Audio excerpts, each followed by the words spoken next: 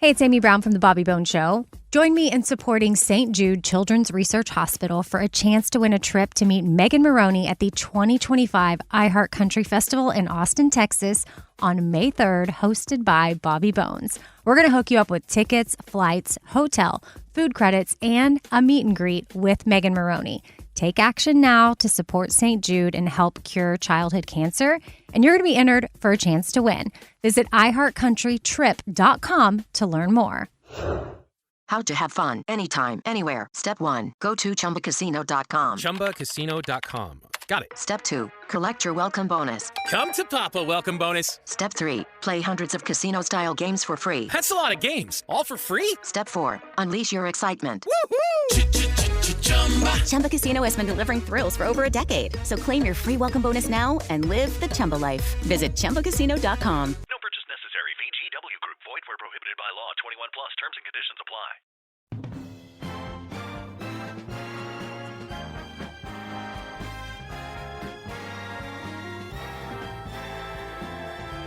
Now, the greatest radio shows of all time. Suspense. The Shadow Node. Washington calling David Harding, counter-spy. Classic radio theater. The Great Gildersleeve. Fibber McGee and Molly. Dragnet. Gunsmoke. The Lone Ranger.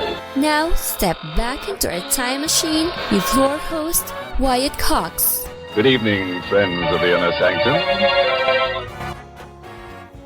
Drama on this Wednesday edition of the podcast with episodes of Gunsmoke, Inner Sanctum Mysteries, Did Justice Triumph, Escape, and Lum and Abner.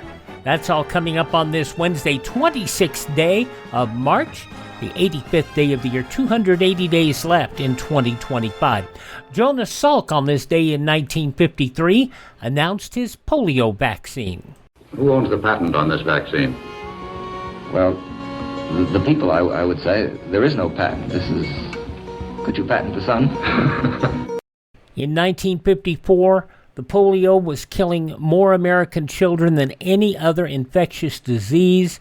It took another year or so before everything became fully tested.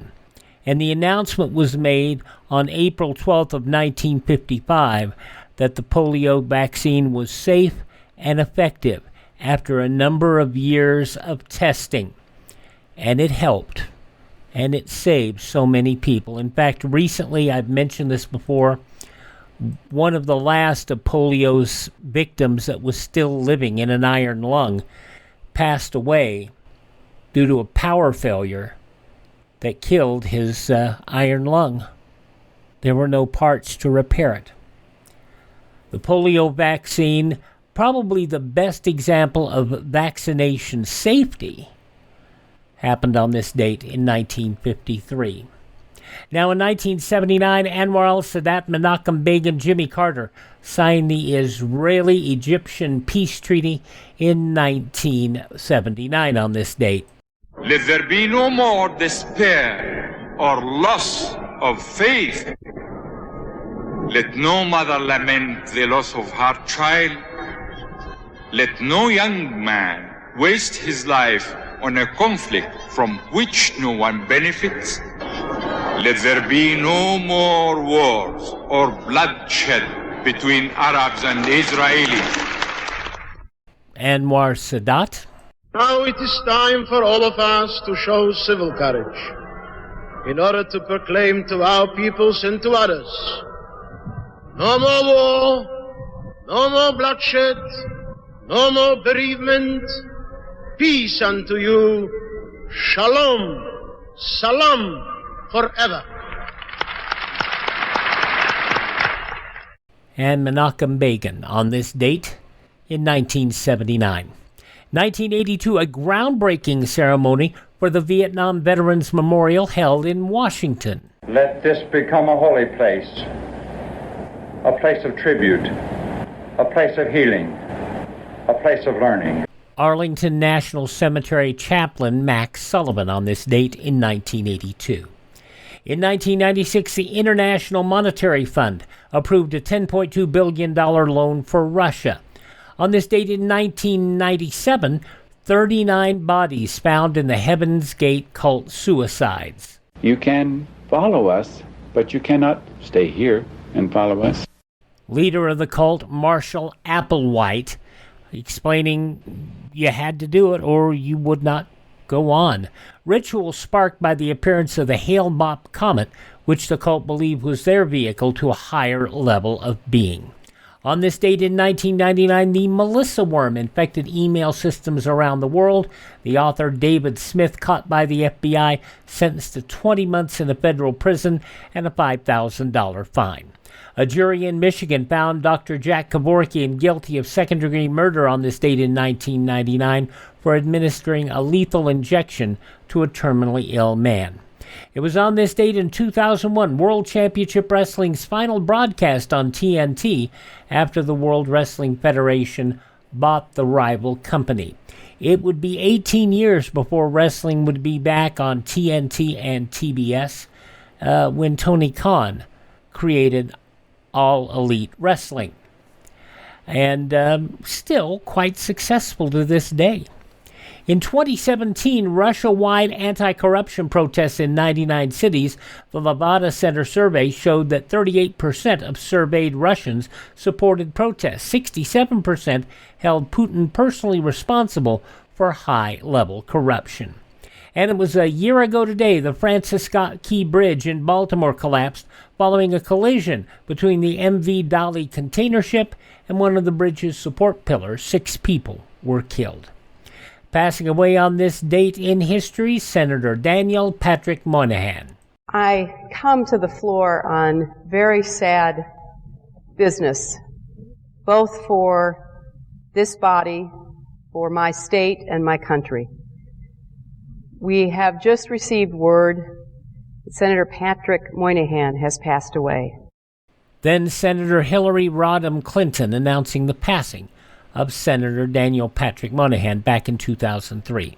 Also passing on this date in history, composer Ludwig van Beethoven, poet Walt Whitman, the patriarch of the Barrymore family, Maurice Barrymore, composer-playwright Noel Coward, politician Edmund Muskie, Jan Perry of Jan and Dean, a wonderful rock duo, and the first female major party candidate, vice presidential candidate, I should say, Geraldine Ferraro.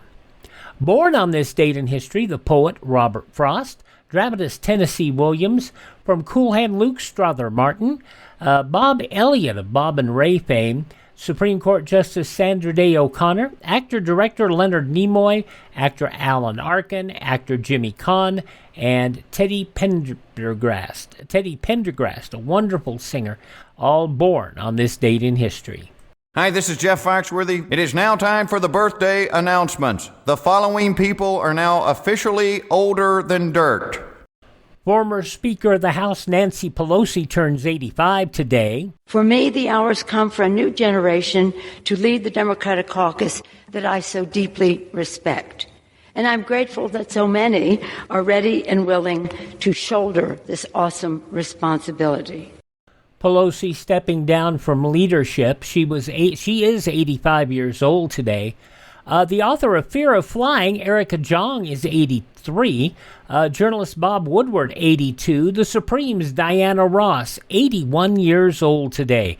Aerosmith' Steven Tyler is 77. Oh my goodness, the delightful Vicki Lawrence from Carol Burnett Show and Mama's Family is 76.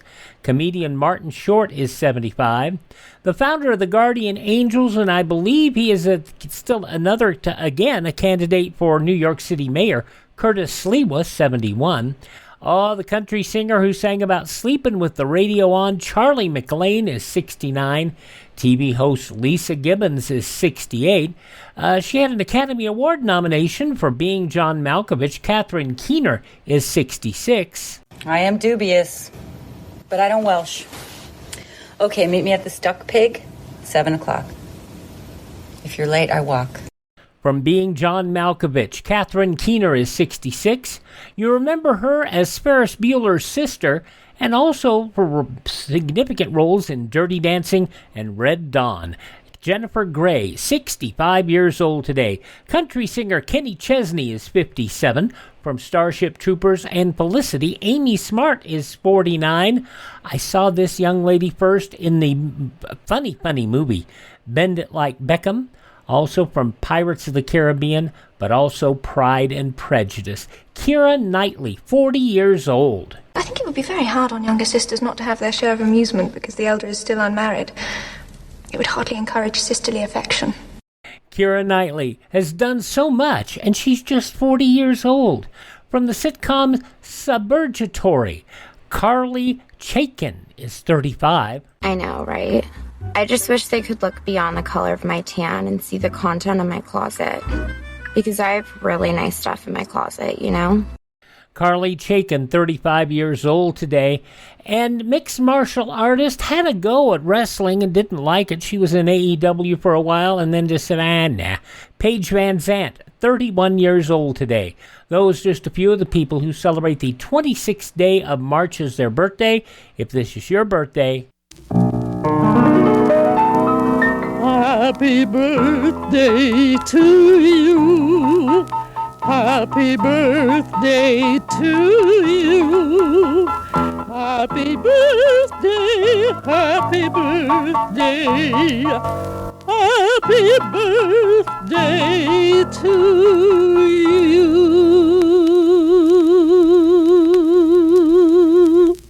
All right, we'll get started with more of classic radio theater now with an episode of Gunsmoke, starring William Conrad, going back 70 years to March 26, 1955.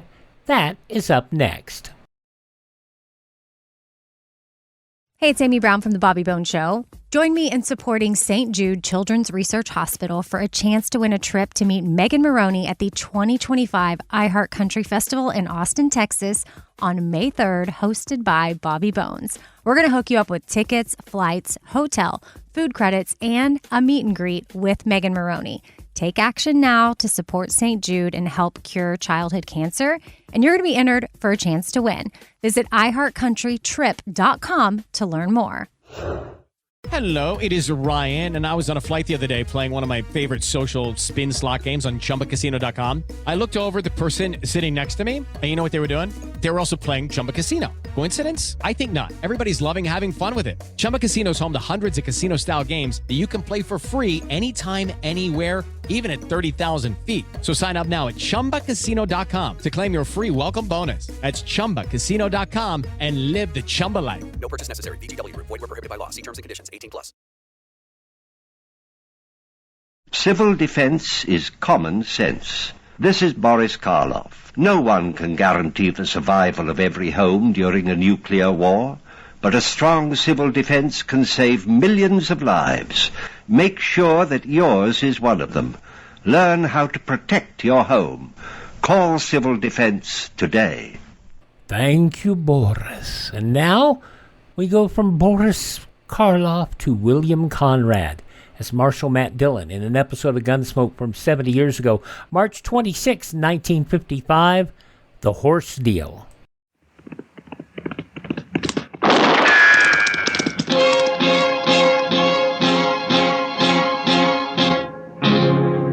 Gunsmoke, brought to you by L&M Filters. This is it. L&M is best, stands out from all the rest. Around Dodge City and in the territory on West, there's just one way to handle the killers and the spoilers, and that's with a U.S. Marshal and the smell of Gunsmoke.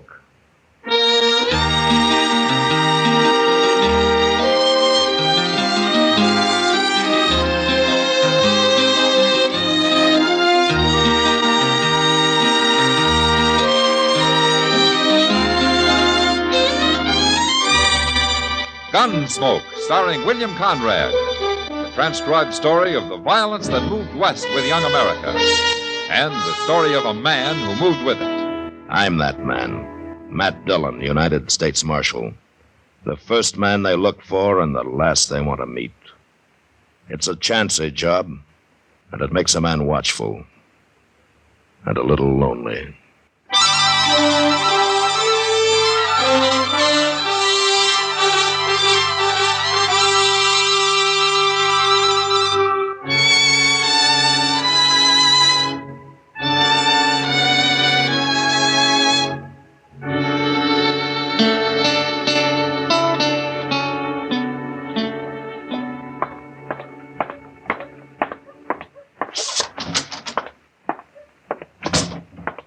Dillon? Yeah, what, Chester? Mr. Dillon, you better come. Emmett Bowers is out there in the street, and he's about to shoot a man down unless somebody stops him. Oh, what's the trouble? Why, this fellow's accusing Bowers of stealing his horse, Mr. Dillon. What? That's what he's doing. Now, that doesn't make sense. Who is the man? I don't know. I never seen him before, but Bowers is getting awful mad at him. Oh, where are they? Right outside at the hitch rail. Yeah. And he must be drunk to call Emmett Bowers a horse thief. No, he don't look drunk to me. I'm through arguing with you, mister. You're wearing a gun. If this is your horse, you can claim it with that. Bowers. What? Oh. Marshal, I'm about to kill this man. Well, I think we can settle this without a killing. Now, what's the trouble? This idiot's been calling me a horse thief. I won't take that from no man. I'll blast him wide open. Take it easy, Bowers. Now, you say this is your horse, mister? Of course it's mine. And you think Bowers here stole it? What else would he be doing with it? I own over 200 head of horses, you fool. More likely I'd give one away than steal one. Emmett Bowers is one of the biggest ranchers in Kansas, mister. I don't care what he is. That's my horse he's been riding. See the brand? Bar S. That's my brand, and I can prove it. Yeah, it's a Bar S, all right. What difference does it make? I buy horses with all kinds of brands on them. Where'd you buy this one, Bowers? Fellow come by the ranch yesterday with half a dozen horses for sale. I bought all of them. Maybe them others is mine, too. He told me he bought them horses from a man named Pringle up in Wyoming. Now, what's your name, mister? Deesha. Charlie Deesha. Where are you from, Deesha? Well, I had a place down on the Canadian River, Marshal, but I went broke. Uh-huh. All I had left was my horses. How many horses? 17. The only one they didn't steal was the one I was riding. Yeah, you're a long way from the Canadian River. I come up here looking for a job. I'm broke, Marshal, plumb broke.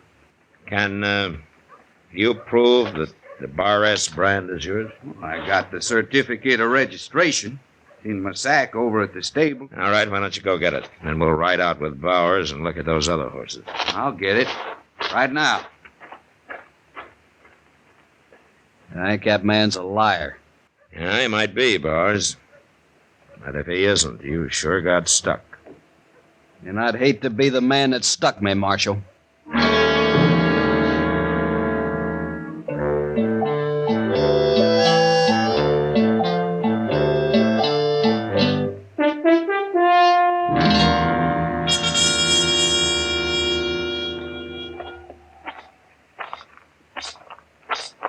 They're in the little corral there, Marshal. I told the men not to turn them out till I'd had a chance to ride them. I like to get on every horse I buy at least once. Them are my horses. I can tell from here. Are they all branded, Bishop? Ask Bowers. He's seen them. Yeah, it's true. There's a Bar S on all of them. Oh, by golly, look at him. I thought I'd never see him again. Yeah, you're awful lucky, Bishop. Sure, he's lucky, but what about me? Well, there's not much you can do, Bowers. What with that brand being registered to Deesha? How much did you pay for them? $30 apiece. $30, huh? You sold them cheap. They're worth more than that. I bought them because they were cheap. Tell me something, Bowers. How come you didn't buy the rest of them? According to Deesha, there must have been 10 more. I picked out the best 6. I didn't want the other. Now, you say the man was alone, Bowers. Did he give you a name? Yeah. Vic Lowry. Vic Lowry. Well, did you ever hear that name, Deesha? Vic Lowry? No, huh? What do you look like, Bowers? Tall, thin fella. Black hair, kind of sharp-faced. Uh-huh. Well, does that mean anything to you, Deesha? Can't think of anybody in particular. Well, he's gone now. He probably cleared out of the country. He'll sell the rest a long way from here. You ain't going after him, Marshal? Which way would I start riding, Mr. Bowers? It's mighty big land. Well, he's got to be caught. I'm real sorry about it, Bowers, but Well, you can't blame me for... I ain't blaming you, Deesha. It's the idea of a horse thief going unhung. It don't set with me. He's probably 100 miles from here by now, Bowers. You might never find him, Marshal, but I got 20 riders working for me, and they cover a lot of territory. I'll get the word to everyone. Now, wait a minute, Bowers. You can't stop me, Marshal. You know there ain't a man in the country won't back up hanging a horse thief. That's not hanging, Bowers. That's lynching. I don't care what you call it. I care, and I'll hold you responsible for whatever happens out here. I'll be responsible for it, Marshal. And you'll go to jail for it, Bowers. Them riders of mine carry guns, too. Maybe I ought to lock you up right now. You'd look fine locking up an honest rancher and letting a horse thief wander loose. Deesha, go get your horses. We'll help you drive them to Dodge.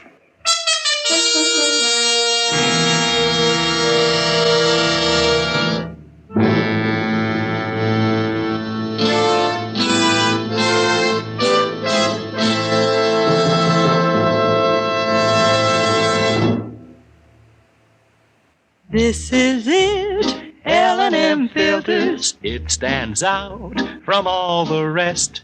Miracle tip, much more flavor. L&M's got everything. It's the best. L&M is best. Stands out from all the rest. L&M's got everything. Everything? Everything. Best flavor? L&M stands out for flavor. The Miracle Tip draws easy. Lets you enjoy all the taste. Best filter? L&M stands out for effective filtration. No filter compares with L&M's pure, white Miracle Tip for quality or effectiveness. Best tobaccos? Highest quality tobaccos. Low nicotine tobaccos. L&M tobaccos. Light and mild. Every way, L&M is best. Stands out from all the rest. How easy they draw. How mild they are. L&M is sweeping the country. It's America's best filter tip cigarette.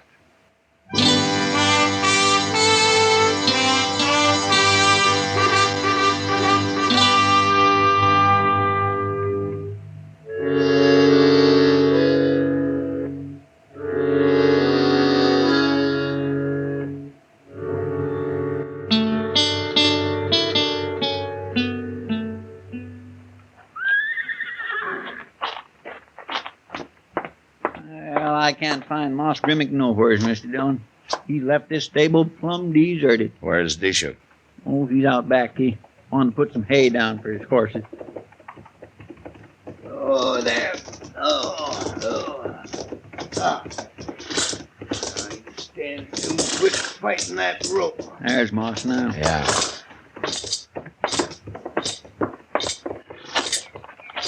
Hey, Moss. Oh, hello there, Marshal. Chester. Hurry, Moss. Yeah. What are you men doing here? We brought some horses in with Charlie Deesha. Oh, him. He's been keeping one here. Where did he get the others? They were stolen from him down on the Canadian and sold to Emmett Bowers yesterday. That's so? Yeah. Bowers rode into town on one of them this morning, and Deesha spotted it. Say, I bet Bowers ain't fit to live with. Well, he's not very happy about it. I was out his way. If I'd known, I'd have stopped by just to burr him a little. Where's that boy I left here? Oh, what boy? Well, I've been gone since yesterday morning, Marshal. Went out past Bowers' place to see a friend of mine. That's why I got these horses. Oh? Fella come by selling a bunch, and I picked these two out. Pretty good horses for $30, ain't they, Marshal? Now, looking at the brands, Moss. What about the brand? You're not going to be any more fit to live with than Bowers is, Moss. Those are both Bar S. That's Deesha's brand.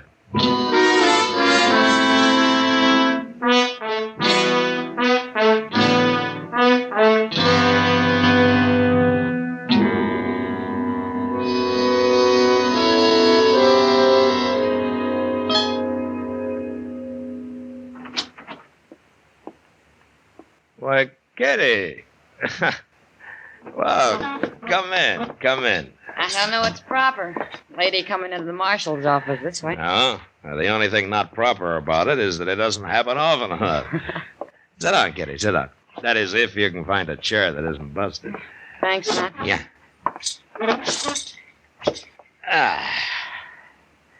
Ah, you know, you're the first woman that's been in here since the night I pulled Frogmouth Kate off of that buffalo hunter she was about to cut up. I remember. I've always wondered how you got the nerve to do battle with her. And if I'd have had any sense, I'd have let him take care of himself. Well, what's on your mind, Kitty? Well, no business of mine, but I've been hearing a lot of talk about this man who's riding around the country selling the horses he stole from Charlie Deesha. Ah. Word sure gets out fast, doesn't it? Mm-hmm. Only started 2 days ago. And, people are wondering why you haven't gone after him. I've even heard him say it's because you're plain lazy. You know something, Kitty? They're about right. I'm going to let somebody else do the work for me. What do you mean, man? Well, all I need's a little luck, and everybody's going to be real surprised. How? Mr. Dillon? Oh, Miss Kitty. Hello, Chester. Guess what, Mr. Dillon? I just run into Moss Grimmick out in the street, and he's headed for the Dodge House for a meeting. For a meeting? A meeting. Him and Bowers and Deesha and Jake Worth. He said they're going to do something about that horse thief. What's Jake Worth got to do with it? He got robbed, too. He bought 6 head of them horses yesterday, and when he come to town today, he heard about Charlie Deesha and everything, and Moss says they're going to get organized. They are, huh? Well, maybe we better join that meeting, Chester.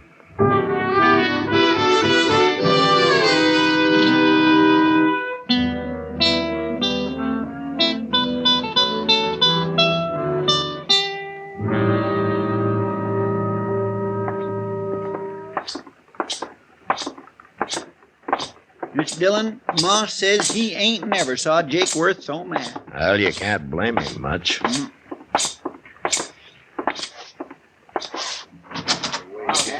There they are. Yeah. Oh, now hold it, man.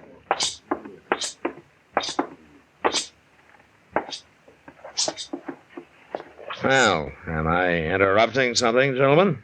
What do you want, Marshal? I heard that Jake Worth got stuck with 6 of those bar-ass horses. I'll get my money back, Marshal. No?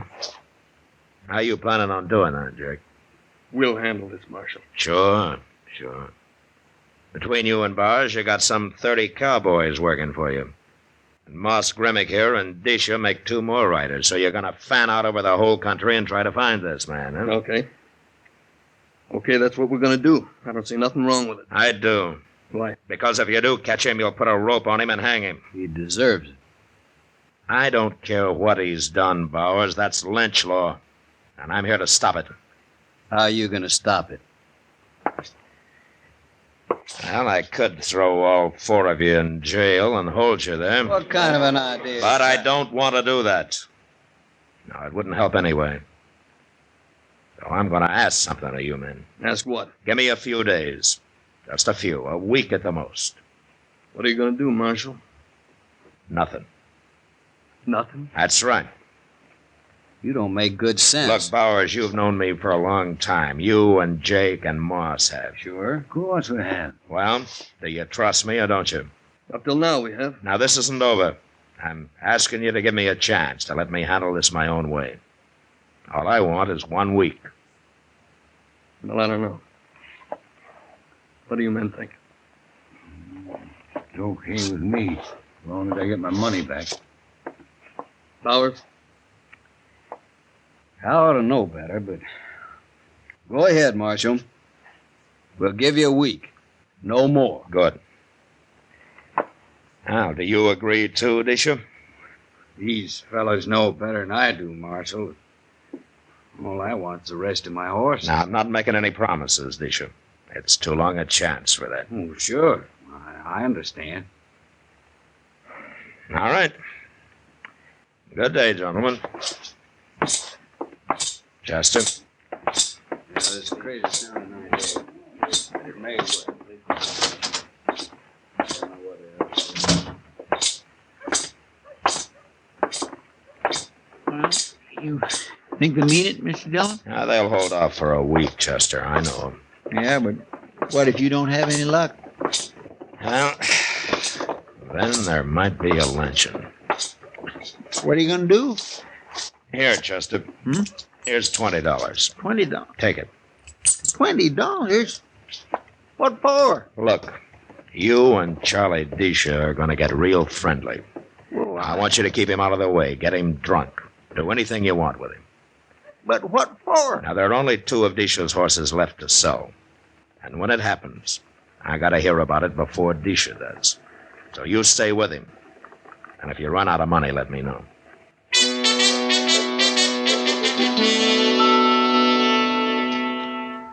Chester worked hard at spending my money the next couple of days.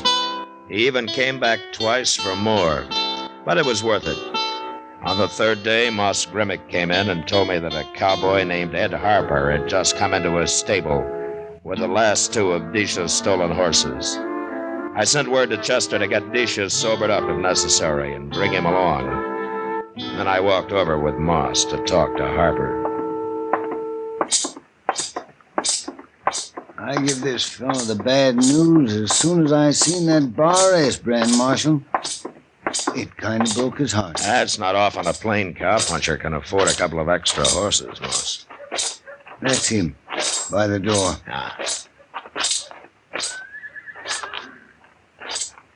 This here's Marshal Dillon, Harper. Marshal? Hello, Harper. That true about them bar S horses, Marshal? Yeah, I'm afraid so. Who sold them to you? Said his name was Lowry. Hawk-faced fellow. Yeah, that's him. Where was this, Harper? I run into him on the prairie, some 30 miles west of here. Uh-huh.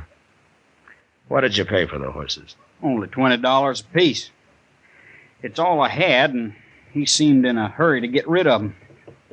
I might have known. Tell me something, Harper. How would you like to get your money back? I worked over 2 months for that money, Marshal. All right. Now, the man they were stolen from will be here directly. Now, I want you to tell him that you paid $90 apiece for them. $90? Tell him that you had a year's wages, that you got drunk. Tell him anything. I don't follow you. Well, just do as I say. Well, I guess somebody must have thought you had brains or they wouldn't have made you a marshal. I'll do it. Here come Deesha and Chester already, Marshal. Oh, good. What did you want us for, Mr. Dillon? We was having a fine sleep out back at the Longhorn. Needed it, too. Deesha, this is Ed Harper. Harper? Hello. Harper brought the last 2 of your stolen horses in. You did? Hey, I got every one of them back now. Yeah? Oh, but I'm sure sorry for you, Harper. What'd you pay for them? $90. Oh, well, that's not bad. I mean, they're worth that. I paid $90 apiece. A piece? You must be crazy. I got paid off my job, and I'd been drinking. Oh. Oh, well, that's too bad. I'm awful sorry about it. Yeah, but you're rich now, Deesha, what with all them horses. Now you can sell them legal. I gotta sell them, Chester. But not here. No? Why not? Oh, 'cause I heard that up in Dakota Territory, horses cost near twice as much as they do here. That's true, Deesha. I've heard that myself. I'm going to drive them up there and sell them. But I'll be back, Chester. I promise I'll be back.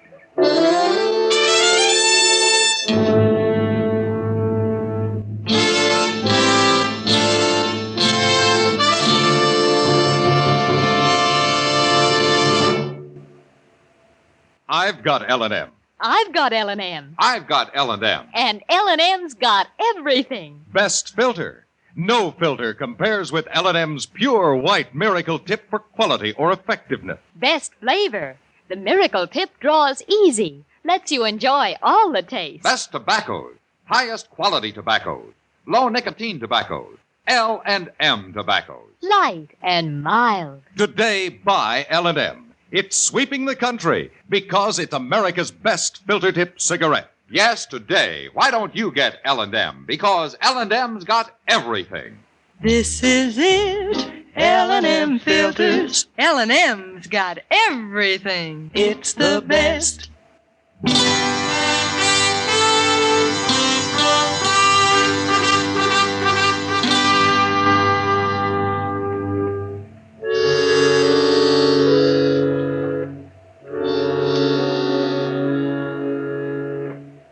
We helped Deesha gather his horses and herd him to the edge of town. Then we said goodbye and watched him head north. As soon as he was out of sight, we took up his trail and followed him. He didn't ride north for long. Soon he changed his direction and circled west. It was near dark and some 20 miles further on when we came to the top of a small bluff and stopped. At the foot of it was a tiny cabin with a corral at one side, full of horses. We dismounted, went down on foot to within shooting distance of the place.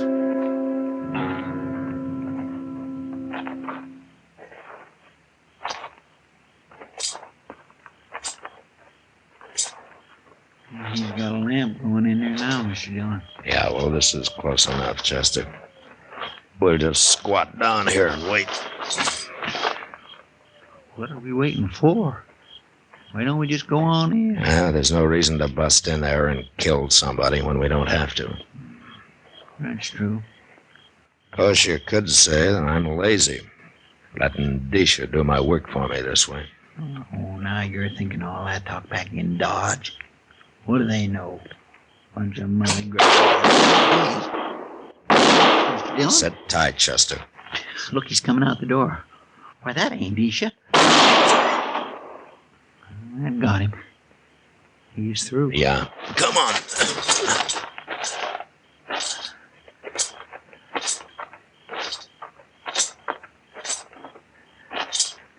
That fellow's dead, Mr. Dillon. He ain't moving none at all. Yeah. Who is he? I never seen him before. Stand away from the door, Chester. It's Marshal Dillon, Deesha. Come on out of there. I can't move. Sounds like he's been hit. Then slide your gun across the floor and let me hear it.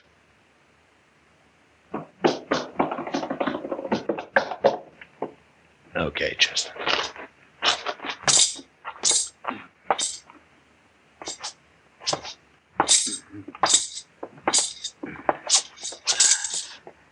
You hit bad, Deesha? I don't care. If I killed him. You killed him. Good. He tried to cheat me. You don't believe in cheating, huh? Well, it's different with your partner. He told me that cowboy only give him $20 apiece for them last two horses. You heard him yourself. It was 90. Your partner didn't lie to you, Deesha. I told that cowboy to say it was 90. You did? It was as easy a way as any to catch a couple of thieves. What were you going to do? Divide the money your partner got and go someplace else to sell and recover the horses all over again? We sold them twice already. But we ain't going to sell them again. We ain't going to do nothing. You can't even put us in jail, Marshal. Smart as you are. I'm going to die now. I feel it coming.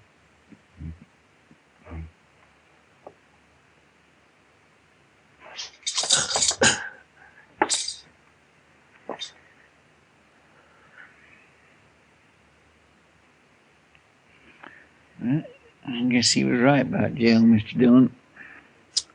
Now they're both dead. Yeah.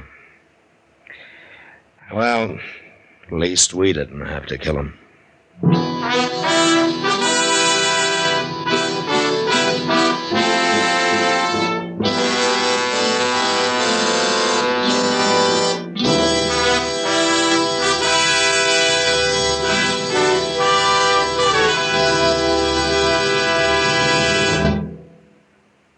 And now our star, William Conrad. Thank you, George. Mild and plenty quick on the draw. That's L&M for you. And the pure white miracle tip on the business end of every L&M filters out everything but the taste of the world's finest tobaccos. All you have to do is pick up a carton of L&Ms and you'll see what I mean. L&M stands out from all the rest.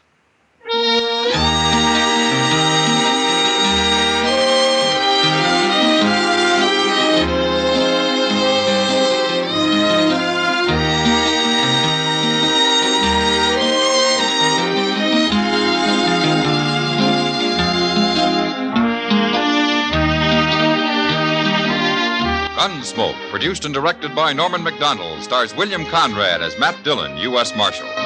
Our story was specially written for Gunsmoke by John Meston, with music composed and conducted by Rex Corey. Sound patterns by Tom Hanley and Ray Kemper. Featured in the cast were Harry Bartell, James Nusser, Vic Perrin, Sam Edwards, and Joe Cranston. Parley Bear is Chester, and Georgia Ellis is Kitty.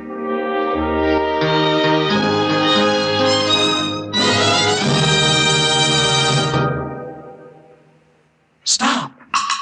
Start smoking with a smile, with Chesterfield, smiling all the while, with Chesterfield. Put a smile in your smoking, just give 'em a try. Light up a Chesterfield, they satisfy. Put a smile in your smoking. Buy Chesterfield. So smooth, so satisfying. Chesterfield.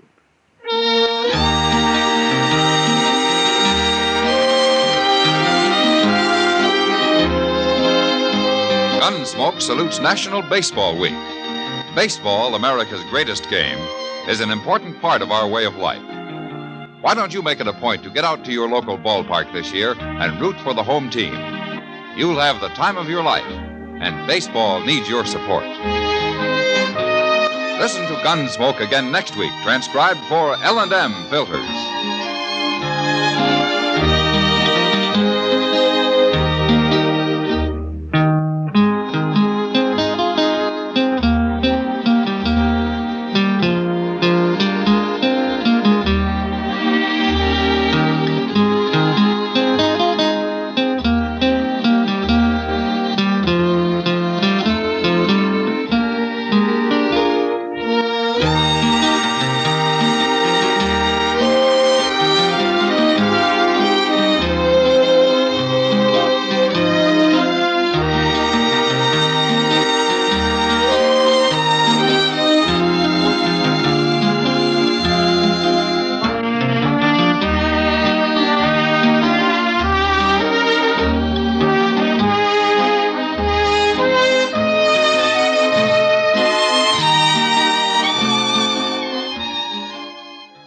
Gunsmoke ran on radio for 8 seasons, ran on television for 20, and some of the episodes, I'm not sure if the half-hour episodes are still out there, because from 52 to 61, the first 55 to 61, those were half-hour episodes. They went to full hours from 1961 to 1975, 635 television episodes.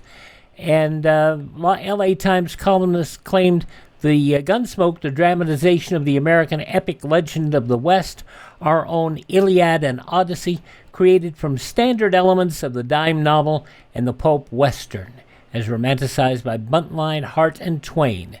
It was ever the stuff of legend. 5 made-for-TV movies produced after the 20-year run, 15 primetime Emmys, and other accolades. The radio show, though, it is without peer some of the best ever done in old-time radio. William Conrad, of course, making that happen. He has done so much in voice work over the years. And his voice is the thing of legend. And in fact, they didn't want to put him on. They thought he was overexposed. But they tried everybody else. They auditioned a ton of people. Conrad came in. He nailed the audition. They basically said, what the hell, let's put William Conrad in it, and they did. 70 years ago, March 26, 1955, Gunsmoke, here on Classic Radio Theater with Wyatt Cox. Up next, Inner Sanctum Mysteries. Hey, it's Amy Brown from The Bobby Bones Show. Join me in supporting St. Jude Children's Research Hospital for a chance to win a trip to meet Megan Maroney at the 2025 iHeart Country Festival in Austin, Texas on May 3rd, hosted by Bobby Bones. We're going to hook you up with tickets, flights, hotel, food credits, and a meet and greet with Megan Maroney. Take action now to support St. Jude and help cure childhood cancer, and you're going to be entered for a chance to win.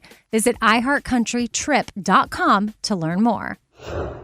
Step into the world of power, loyalty, and luck. I'm going to make him an offer he can't refuse. With family, cannolis, and spins mean everything. Now, you want to get mixed up in the family business. Introducing The Godfather at ChumbaCasino.com. Test your luck in the shadowy world of The Godfather slot. Someday, I will call upon you to do a service for me. Play The Godfather now at ChumbaCasino.com. Welcome to the family. No purchase necessary. VGW Group. Void where prohibited by law. 21 plus. Terms and conditions apply. Civil defense is common sense. This is Pat Boone. In case of enemy attack, you must know your warning signals. A steady blast of 3 to 5 minutes means tune your radio dial to 640 or 1240. A 3-minute wavering tone or a series of short blasts, take cover immediately. The star of this edition of Inner Sanctum Mysteries, Death is a Double Crosser, stars Lawson Zerbe. And if you hear him in this and the creepy tone of it, you would be hard-pressed to realize that the star of this Inner Sanctum Mystery from 79 years ago is the same Lawson Zerbe that starred in The Adventures of Frank Merriwell, a happy-go-lucky college student. But that shows, the untapped wealth that Zerbe was in radio. He did a number of shows: Murder at Midnight, Official Detective, Words at War, and a lot of Inner Sanctum Mystery episodes as well, and a number of other shows. We're going to hear this time an Inner Sanctum Mystery program starring Lawson Zerbe. This goes back 79 years to March 26th, 1946. Death is a Double Crosser. Let's open the creaking door.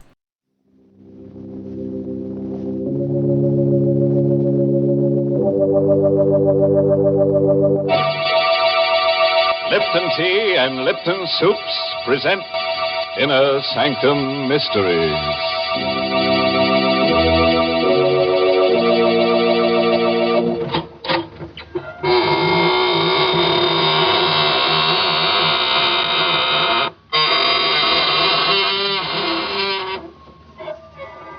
Good evening, friends of the Inner Sanctum. This is your host to welcome you through the squeaking door. What's that? You're scared? Don't be frightened. Why, we've been beating our brains out to make things pleasant for you. Yes, take that fellow lying on the floor. Now, that's a nice guy, really solicitous. He put a bullet through his head because he didn't want you to be bored. Oh, you don't like that pretty lady hanging from the chandelier? Well, we'll fix that. We'll cut her down and nail her to the wall. Then she'll be a pin-up girl. My goodness, Mr. Host. Sounds as if there's nothing you and your friends wouldn't do to oblige. Oh, but there is, Mary. You'd never catch us being nice to anyone to oblige. Not on your death would we do that. I can't believe you're so different from most people, Mr. Host. And most people enjoy doing nice things for others. Like what, Mary?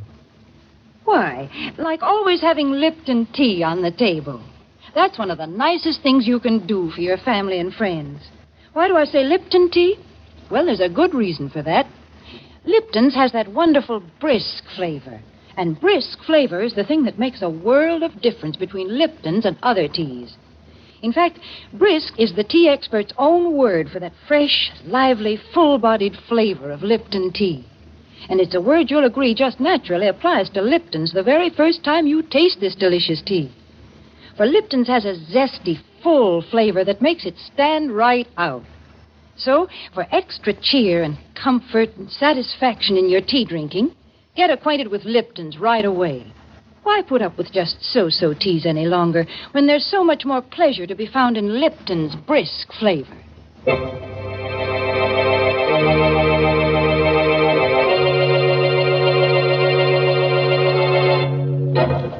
And now, friends, do whatever it is that you do when fear fastens cold fingers on your spine. A cigarette, perhaps, or a handkerchief to twist? Anything to brace you against tonight's tale of horror. It's an original radio play written especially for Inner Sanctum by Michael Sklar and called Death is a Double Crosser. Our star tonight is Lawson Zerbe, who plays the part of Harry Smith, murderer. I looked at the blood-splattered mallet, still gripped in my hand, and down at Marie's body. It was like coming out of a bad dream, only to go into a nightmare. Instead of using a mallet to cut the King Midas diamond, I'd used it to murder my wife. And the big diamond was still in the vise, still sparkling in the light of the work lamp, still tormenting me with the glow of its inner fires. The thing was evil. Anderson had warned me. Does the diamond frighten you, Harry? No wonder. The story of great diamonds is a history of intrigue, violence, murder. Anderson was right. My luck had been all bad ever since I came to his house. It was one of those old New York brownstones, big enough for several families, but only 2 people were living there when I came. Anderson and my wife. Marie was working as his housekeeper, and she gave me the layout. He's about 70 years old, Harry. He lives all alone here. It's perfect for you. No family? No wife, no children, no friends. He never goes out except on business, and no one ever comes to see him. Sounds good to me, Marie. Good. It's perfect. I'll tell him you just got out of the army. He won't ask questions. He'll never find out you were in prison. What does he do for a living? He's a diamond cutter. A diamond cutter? You don't say. He was famous once. Diamonds? He doesn't cut little ones, Harry. Only the great big diamonds worth thousands of dollars.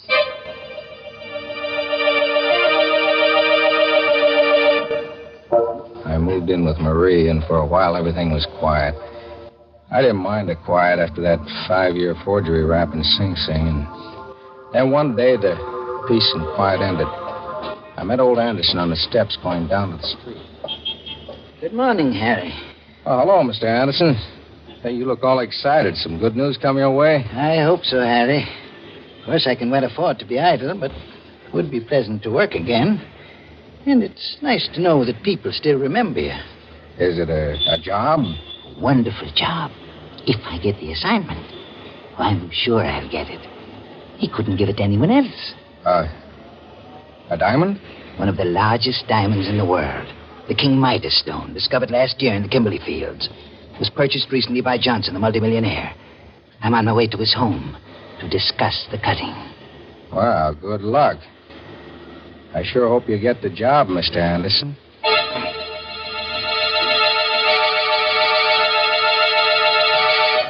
The next afternoon, Anderson invited me up to his workroom. On the bench was a square black velvet covered by a white cloth. Something big was underneath that cloth. Anderson lifted it, and for the first time I saw the King Midas diamond. What do you think of it, Harry? For a second, I couldn't talk. The blood was pumping too fast. 215 carats.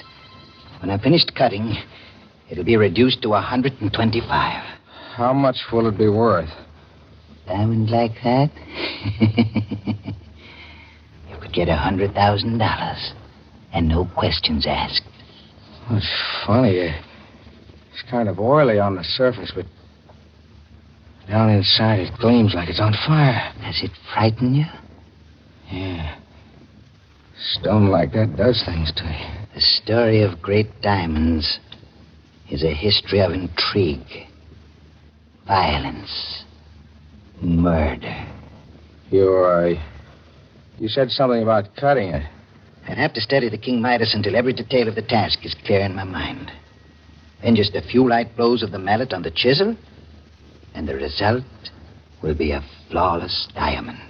How long will it take? Oh, I should say about 2 months, Harry. I went downstairs to Marie. One look at me, and she knew something had happened. I told her my plan. If they catch you, they'll send you back to jail. They won't catch me. I've got it all figured out. This is our chance. He told me himself that the diamond will be worth $100,000 when he's finished. $100,000? Yeah. No more pots and pans and scrubbing floors. No more passing phony checks. We'll be set for life, Marie. How are you going to go about it? I'll wait until he's finished cutting the diamond. How will you know when he's finished? You'd have to know the exact time. If you waited too long, he might turn it over to the owner, Mr. Johnson. Then where would you be? Don't worry. I've got that figured out, too.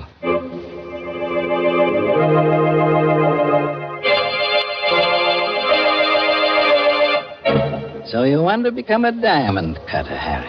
If you'll teach me the work, Mr. Anderson, I promise it won't be any bother. All I want to do is watch you while you go about cutting the King Midas. Diamond cutters aren't made overnight. Takes a great deal of time. I spent 50 years learning the craft. Oh, please, Mr. Anderson, you don't know what this means to me. Well, all right, Harry. I'll let you watch me as I work. So that's how it began. Every day for 2 months, I went upstairs and watched Anderson as he studied the King Midas diamond. Cleavage must take place along planes parallel to the octahedron bases of the crystal. Step by step, he explained the job, how he would split it, where he would place the notches so that the diamond would split along the exact lines he wanted. He went over every detail again and again and again. Finally, he cut the notches for the splitting. Slowly, carefully. And then he placed the diamond in the vise. He got out the chisel and the mallet and placed them on the workbench. It was like a wedding ceremony.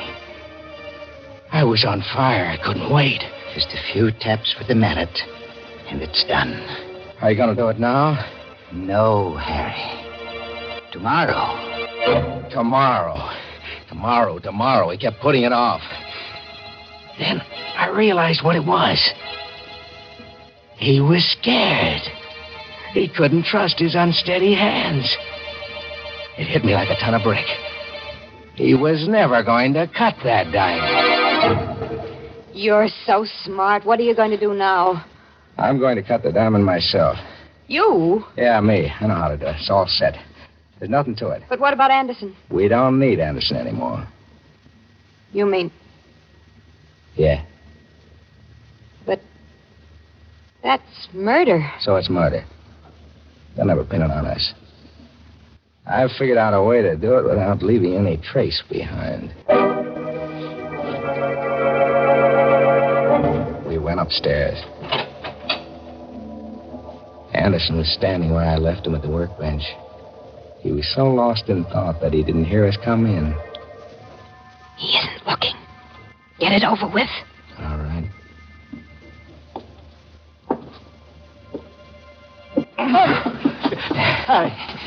Let go of me. I don't like to do this, Mr. Anderson, honest. Marie, stop it. It's no use, Mr. Anderson. I don't. Please. He begged for mercy. He fought back, but it was useless. I had a firm grip on his neck with both hands, and he was an old man. I squeezed tighter and tighter till his voice was cut off. His body stopped thrashing around. I held him like that a couple of seconds more for good measure. You can let go of him now. He's dead, Harry.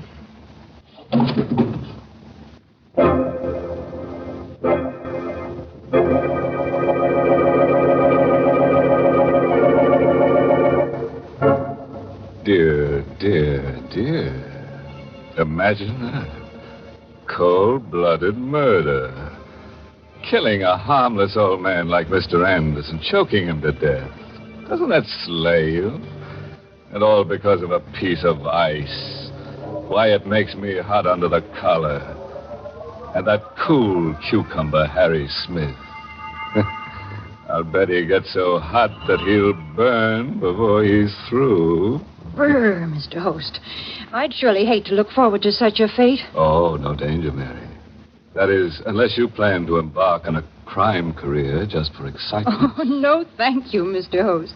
I find enough excitement in the little everyday pleasures of life. Take yesterday, for instance.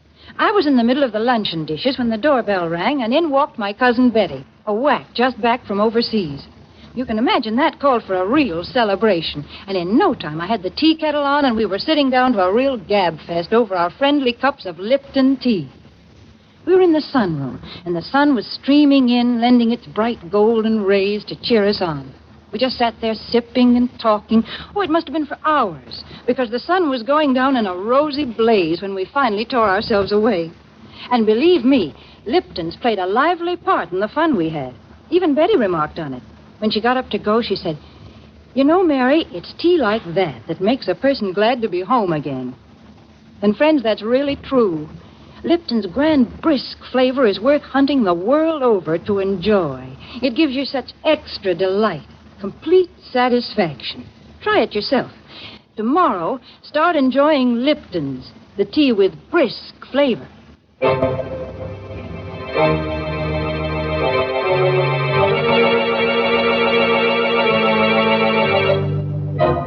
Well, friends, let's get back to Harry Smith and his charming wife. Such nice people.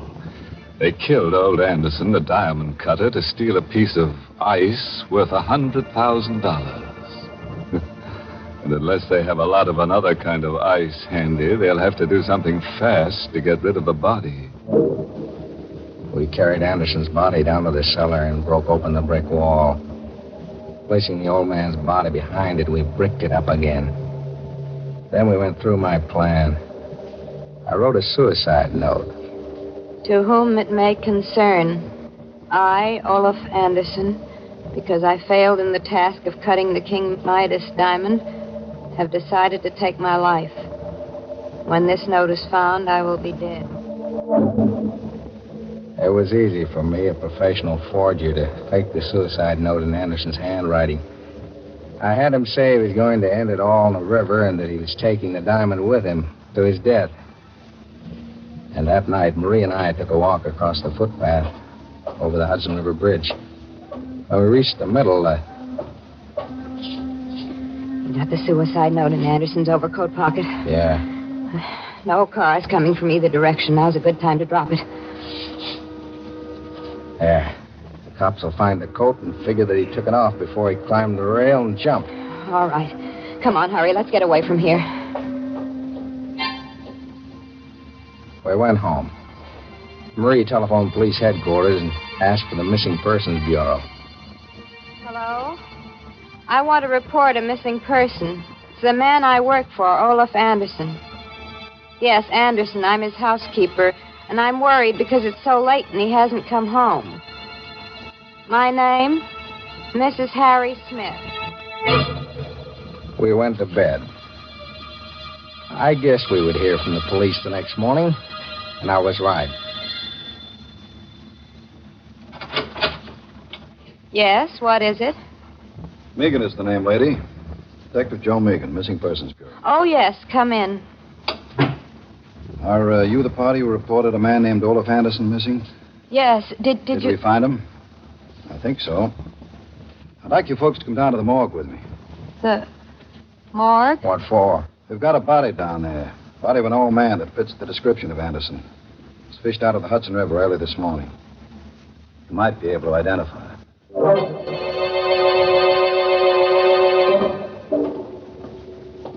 Here we are, folks. Before I lift the sheet on this slab, I ought to warn you.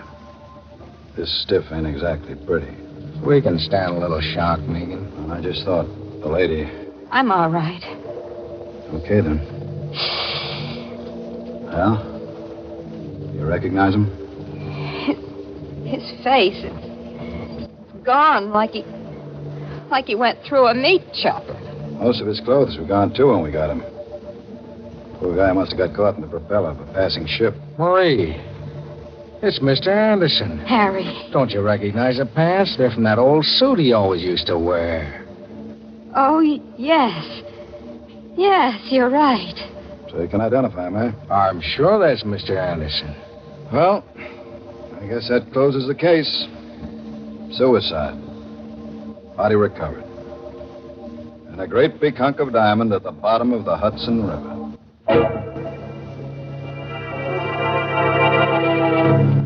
It was a lucky break for us. We were in the clear, and the King Midas diamond was ours. We went back to the house. I took the diamond up to the workroom, and I placed it in a vise. I got out the mallet and the chisel. I thought it would be easy to cut the stone until I tried. Well, what are you waiting for? My hand is shaking. I'm kind of nervous. Things have been coming too fast. Let's put this off until tomorrow.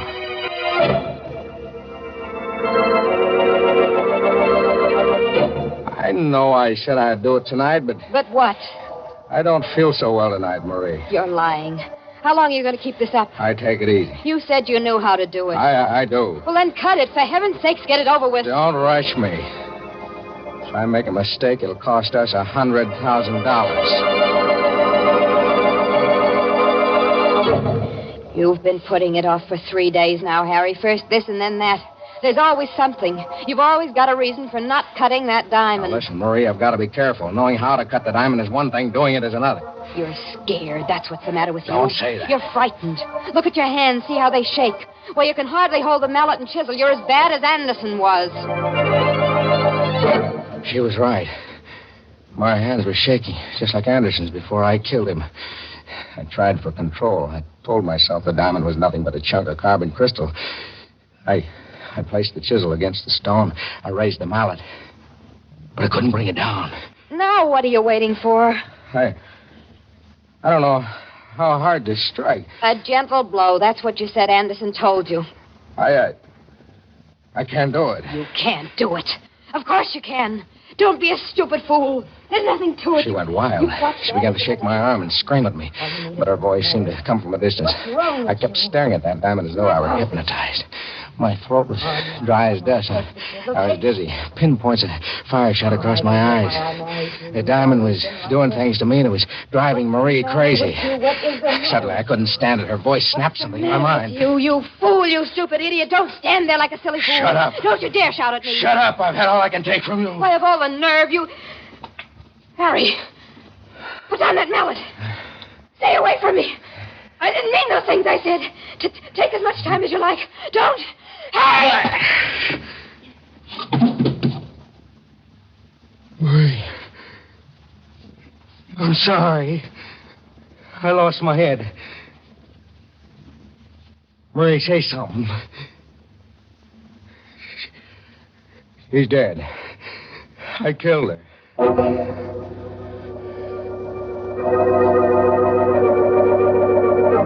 I took her body down to the cellar, reopened the wall, and placed her body with Anderson's. I'd hardly finished putting the bricks back into place when the front doorbell rang. I cleaned my hands, went upstairs, and opened it. Hello, Smith. It was Megan, the detective. He came in, looked around suspiciously, and closed the door behind him. What's the matter with you, Smith? Me? Yeah, you. You look sick. Me sick? I never felt better in my life. Maybe it's the light. Is your wife at home? No, she isn't. Expect her home soon? Oh, no, she went to Baltimore to visit her mother. Left kind of suddenly, didn't she? What are you driving at, Megan? Take the chip off your shoulder. Nobody's picking on you yet. What do you mean? This Anderson suicide. You said the case was closed. It's closed until this morning. Now there's a couple of angles in the case that don't make sense.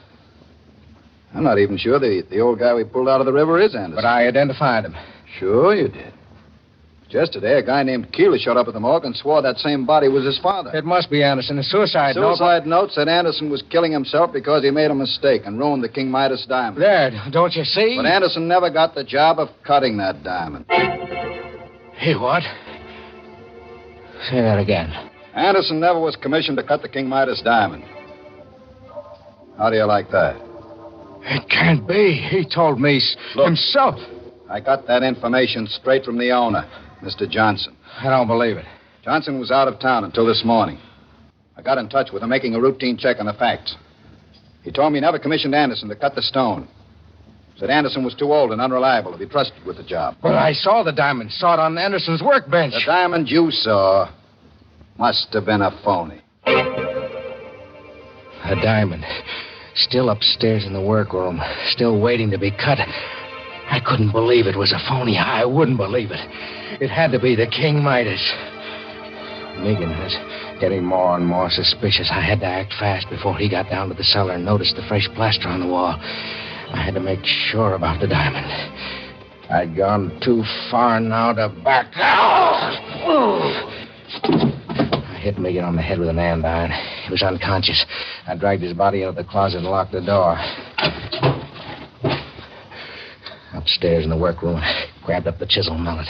No time to think now, no time to be frightened. I had to know if that diamond was the King Midas. I put the edge of the chisel to one of the cleaving grooves and struck with the mallet. It chips like glass.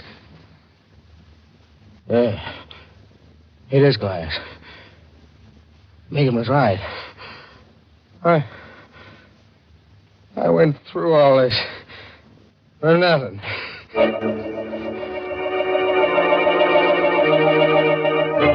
The whole thing was clear now. Anderson had lied to me. He had lied even to himself. Yeah, that was it. He had been unwilling to admit even to himself that he was no longer good enough to be trusted to cut the King Midas diamond. He was nuts. And he made up that crazy story. And I swallowed it.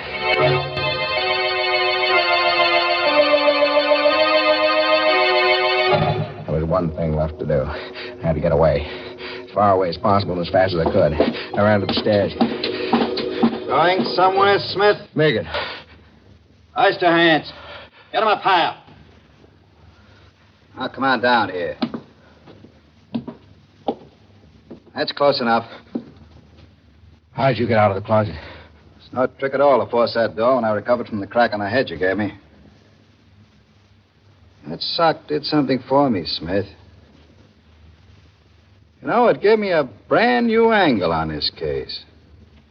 A new angle? Yeah. How's this? You thought Anderson had the King Midas diamond. So you killed him for it and planted that phony suicide note on the bridge. You know, we almost fell for it. No, You killed Anderson. I wouldn't be at all surprised if you murdered your wife. And all for a phony 5 and 10 cent store diamond.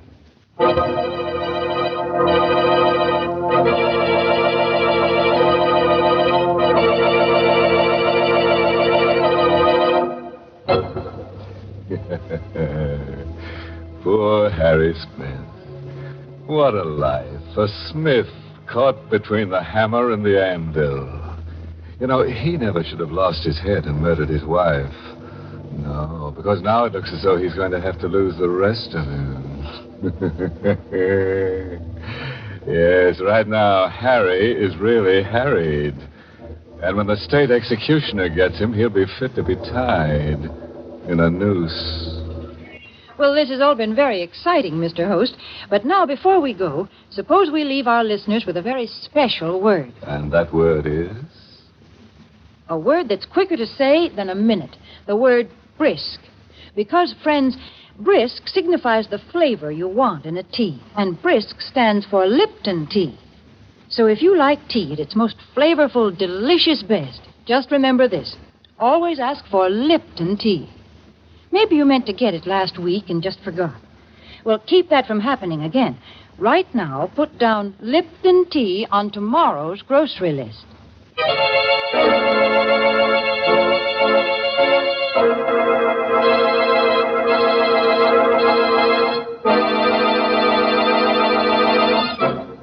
And now, friends, a few parting words of advice culled from the case history of Harry Smith.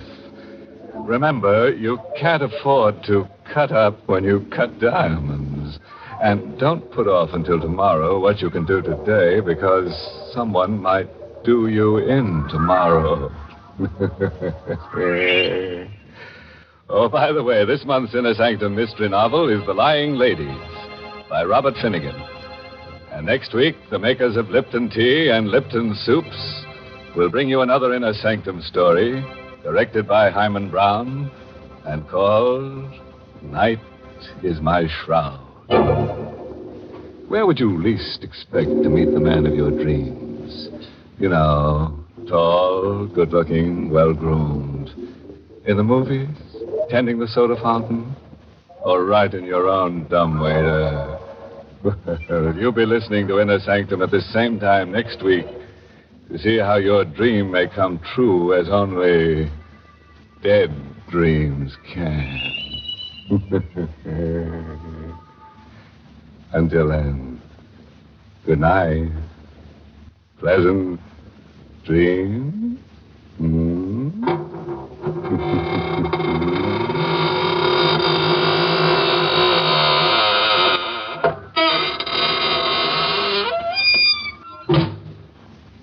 To make him say, "I'll have another helping of soup, please," better serve lots more Lipton's noodle soup. And serve it lots more often, friends. It's delicious, chickeny tasting soup. Has that real old-fashioned flavor. And it's full of tempting, tender noodles. You prepare Lipton's noodle soup mix with ease and speed, and it costs less and makes lots more. It's Lipton's noodle soup. So ask for some tomorrow. And next week, tune in for another Inner Sanctum Mystery. This is CBS, the Columbia Broadcasting System. Paul McGrath, as the host of Inner Sanctum Mysteries, never was as closely identified as Raymond, your host, Raymond Edward Johnson. But McGrath certainly did do a good job in the years. And by the way, Mary Bennett, interestingly enough, I don't know much about her apart from her introductions as this on this program. It's just kind of like she's a footnote in history, and we don't know much about her. Lawson Zerbe, starring in Death as a Double-Crosser on this episode of Inner Sanctum Mysteries here on Classic Radio Theater with Wyatt Cox from 79 years ago, March 26, 1946. And what's interesting is that once Lipton ended their sponsorship of Inner Sanctum, the show lost a little something. It lost the humor and the spark that Mary Bennett brought to the show. Sad, so to speak, because we buried some other shows. The Lipton run, we have almost every one from that 1945-46 season, but beyond that, I don't have a lot. Coming up tomorrow on Classic Radio Theater, we're going to hear another episode of Escape. I know you're going to hear one here in a few minutes, but we will have another episode from 1949, The Diamond as Big as the Ritz, starring Sam Edwards and Helen Thomas.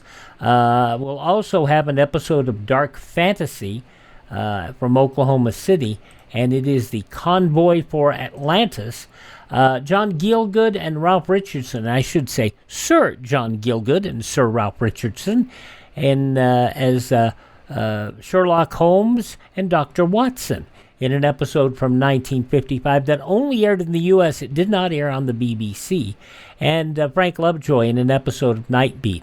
That will be coming up on our Thursday episode of the program. On Friday, we'll head out west again for another episode of Gunsmoke from 1953, an episode of Murder at Midnight, Philo Vance starring Jackson Beck, and then Orson Welles and The Lives of Harry Lime. That'll be coming up on Friday. Saturday, we're going to hear an episode of yours truly, Johnny Dollar, from 1959, The Jimmy Carter Matter. No, it's not the president. Also an episode of Dragnet, The Big Dream, The Mysterious Traveler, and we'll head to Big Town for another episode of that show on Saturday. Then on Sunday, we'll go to another Sunday, the 30th day of March 1958 for episodes of Luke Slaughter of Tombstone, The Frontier Gentleman, also an episode of yours truly, Johnny Dollar, and then we'll step back to 1938 for an episode of Lights Out. That's what's ahead through the weekend here on Classic Radio Theater with Wyatt Cox. Up next, the Mutual program, Did Justice Triumph? Hey, it's Amy Brown from The Bobby Bones Show. Join me in supporting St. Jude Children's Research Hospital for a chance to win a trip to meet Megan Maroney at the 2025 iHeart Country Festival in Austin, Texas on May 3rd, hosted by Bobby Bones. We're going to hook you up with tickets, flights, hotel, food credits, and a meet and greet with Megan Maroney. Take action now to support St. Jude and help cure childhood cancer, and you're going to be entered for a chance to win. Visit iHeartCountryTrip.com to learn more.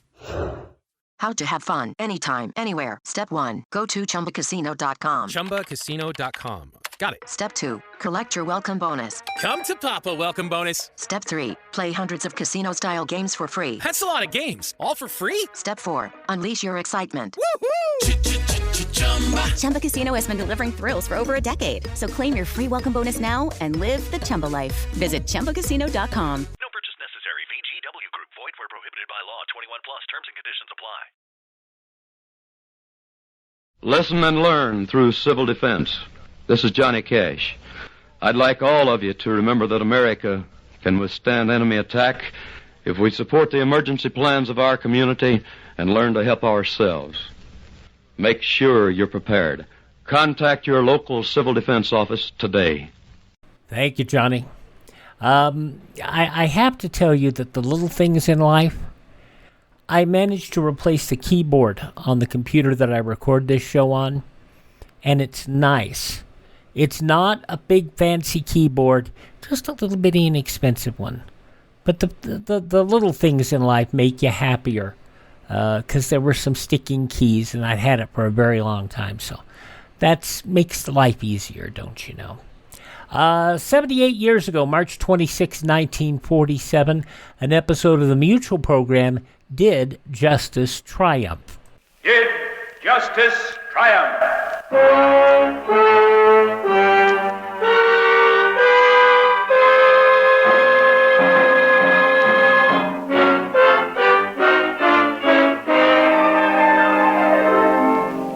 In the death file at police headquarters, there was an identification card which read, Name, Charles Sandberg. Age, 42 years. Cause of death, 38 caliber revolver bullet in stomach. Classification, homicide. Investigation, proceeding.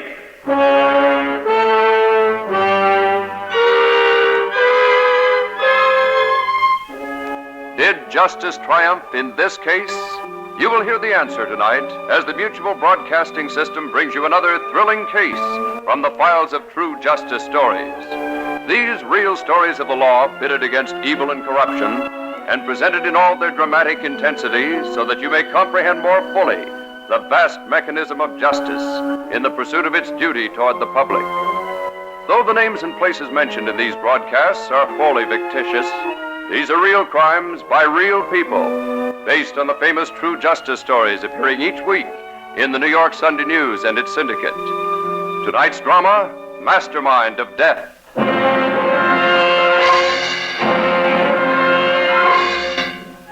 Charles Sandberg, the victim in tonight's actual murder case, was 42 years old, a good age, when a man's just about beginning to gather in the fruits of his labor. And any one of the many people who knew Charlie will tell you that he could have counted on at least 20 years more of active living. For his health was sound, and his occupation, that of a postal clerk, was well suited to his character, a pleasant blend of good cheer, courage, and conscientiousness. Why did he need justice? We shall see.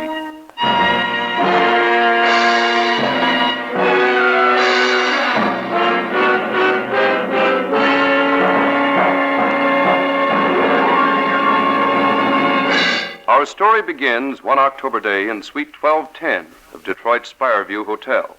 A tall, distinguished-appearing man pushes aside the Scotty dog he's holding and rises to answer a knock on his door. Hello, Harry. Oh, hello, Mr. Bronson. Come on in. Oh, sure. Hey, hi there, Scotty. Hey, come here, boy. Come here. Sit up. Hello, boy. Take a chair, Harry, and leave the dog alone. Oh, sure. Say, what's on your mind today, Mr. Bronson? First, Harry, did anyone see you come up here? Oh, not a soul. I came up the usual way. Ducked in the side door of the hotel and walked up. Good. I'd rather not have the hotel employees know that Howard S. Bronson is receiving an ex-jailbird as a visitor. No offense meant to you, Harry. Just a statement of fact. Oh, sure. I know. Boss, I don't know how you do it. Do what, Harry?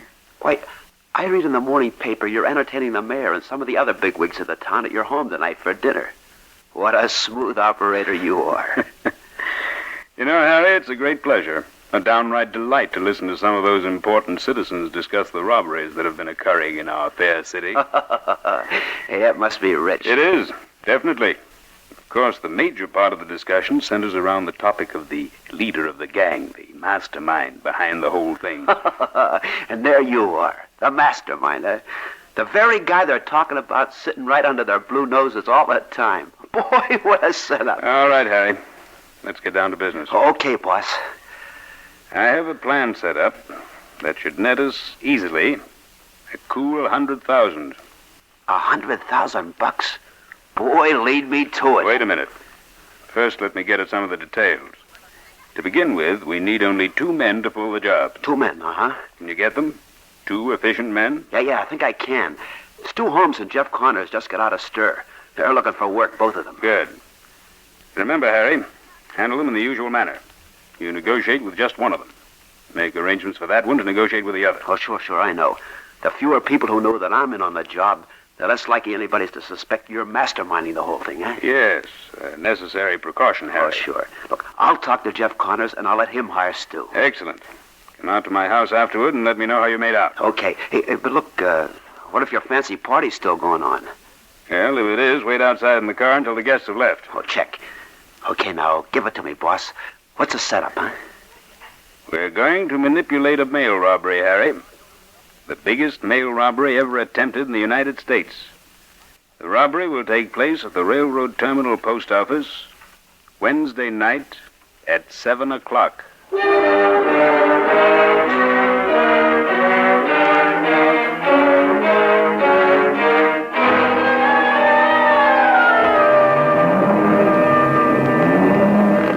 Well, it's almost 7 o'clock, Mabel. How are you coming? I just this minute finished, Mr. Sandberg. Good. I don't believe we've ever handled such a load of registered mail before. Well, not such a valuable shipment, anyway.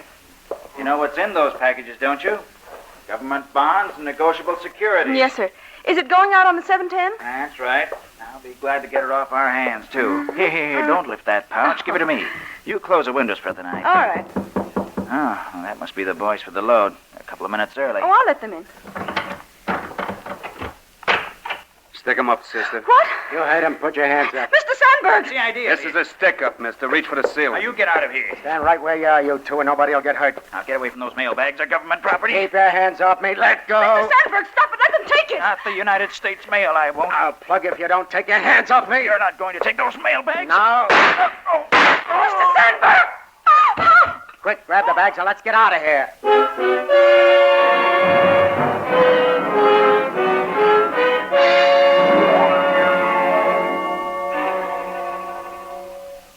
You are listening to a reenactment of one of the most daring mail robberies ever perpetrated in this country. Mail clerk Charles Sandberg, a bullet through his stomach, lies unconscious on the registry room floor. His crumpled body mute evidence of his loyalty in defending his trust. With Sandberg out of the way, it's an easy matter for the masked criminals to scoop up the prized bags of registered mail and disappear. But in less than 5 minutes, an alarm is given and the police arrive on the scene. The woman clerk gives them a brief and confused description of the hold-up men, and the wheels of justice begin to turn. Now, Lieutenant Beach and Sergeant Johnson are questioning a man who was passing by on the street at the time of the robbery and the shooting. Sergeant, take down this witness testimony, too. Right, Lieutenant. You say your name is Lane? That's right. I live at 2122 Forest Drive. I just happened to be walking past the post office on my way to the restaurant, and then I Well, I loitered for a bit. Uh-huh. Why, Mr. Lane? Well, there was a gentleman right out in front of the building airing his Scotty dog. Scotties happen to be my hobby. Yes, Mr. Lane, go on. Well, I went up to pet the dog. He sat up for me. Just snapped my fingers and he sat up. Cute little fella.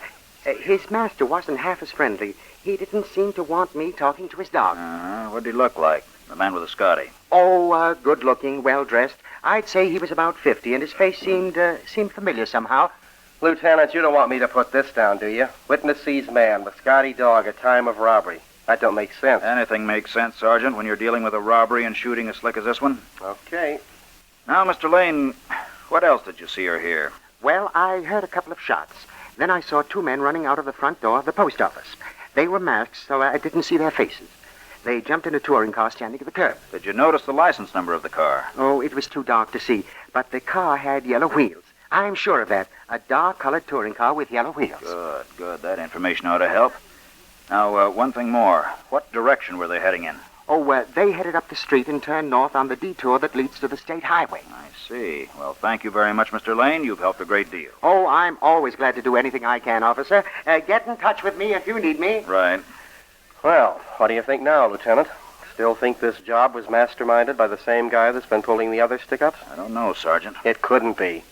These stick-up guys left a trail behind them. A car with yellow wheels. The mastermind's never been known to give us any evidence like that. All I know is we've got to intercept that touring car. That may be kind of tough. Maybe. But that witness was probably right. Those men were undoubtedly headed for the state highway. We'll send out a blanket alarm to every town and village within 200 miles of Detroit to pick them up.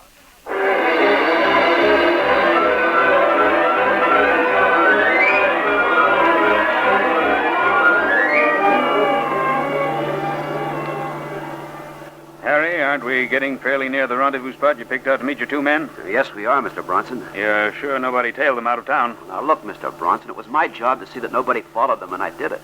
Yes, you're pretty reliable, Harry. I guess I needn't have worried. I told you that while they were making their getaway, I stayed right behind their touring car so nobody could get between us until they got to the highway here. Fine.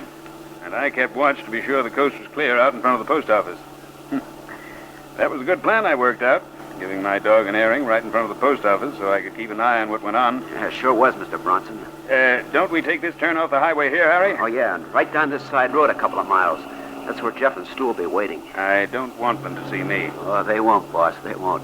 Okay, you stay right in the car, and I'll get the mail bags from them. You've warned them about laying low and keeping out of town, haven't you? Well, they're heading right on out from here, going to Grand Rapids. And they won't be back until the payoff.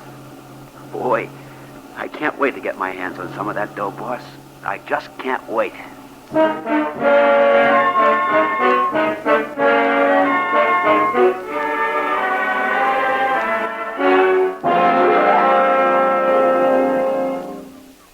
Lieutenant Beach. Yes, Sergeant. Come on in. The hospital just called. Charlie Sandberg died a few minutes ago. I see. That's too bad. So now it's murder. Yeah. Robbery and murder. Well, we've got to work fast on this one, Sergeant. The mayor and the newspapers are already hounding us. I heard about that. Well, we can't let the crooks get away with this one, or the whole police department will look silly. We've got to show them some action. Now, I have a special job I want you to do.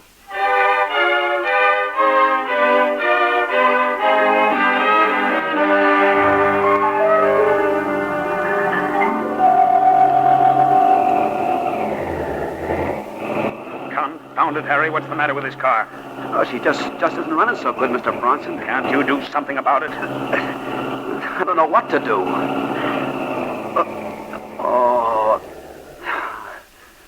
She's quit altogether. Of all the stupid, idiotic... Look, I can't help it, Mr. Bronson. If she don't run, she don't run, that's all. Well, do something. Make it run. We've got to get back to Detroit. I know. We've got that suitcase full of registered mail in the rear. We can't just sit on the highway here like ducks waiting to be shot. Look, Mr. Bronson, if I knew the least thing about a car, believe me, I'd do something, but I don't.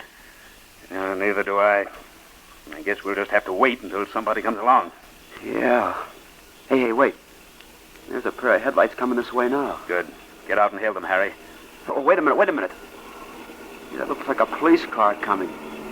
Yeah, it is. It's a Detroit police car. Good heavens. Hey, they're slowing down. Hey, they're going to stop here. What do we do? Keep calm, Harry. I'll handle this. Hey, you. What's the idea of parking on the highway? Good evening, officer. Oh, Mr. Bronson. I didn't recognize you at first. My name's Olson, Sergeant Olson. Yes, I believe I saw you at headquarters when I went there last week with the mayor's delegation. That's right, Mr. Bronson. I saw you, too. Well, it's certainly fortunate for us that you happened along. Our car's broken down. Oh, say, that's too bad. Do you suppose you could give us a tow into town? Oh, I'm afraid I can't do that, Mr. Bronson. Can't, Sergeant? Well, that's not a very wise attitude on your part, refusing to assist Howard S. Bronson. Oh, I'm sorry, sir, but, I'm on special duty out here. There's been a robbery in town. Robbery? Another one? Yeah, robbery and murder. They stuck up the post office and killed one of the clerks. Good heavens, can't you police officers put a stop to these crimes? We're trying our best, Mr. Bronson. That's why I'm out here, as I said. We think the killers escaped over this highway, and I'm checking with all the men on patrol. Well, otherwise, I'd be glad to tow you to town. Well, we can't just sit here the rest of the night. I'll tell you what, sir. I'll stop at the nearest gas station and telephone into a garage to send out a tow for you. That's fine. Splendid cooperation from the police force. I'll have to speak to the mayor on your behalf, Olson.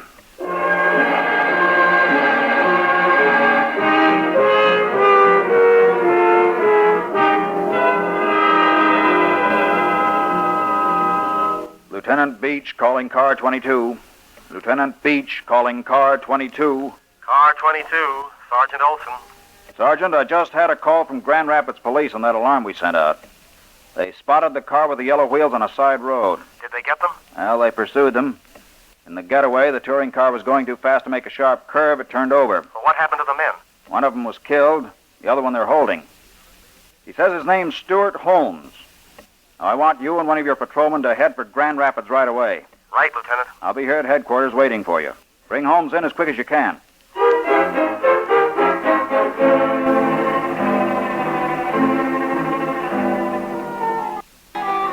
This is a real case of real crime, a crime that was headlined throughout the nation for its daring and cunning. At this point in the case, the police have brought Stuart Holmes back to Detroit.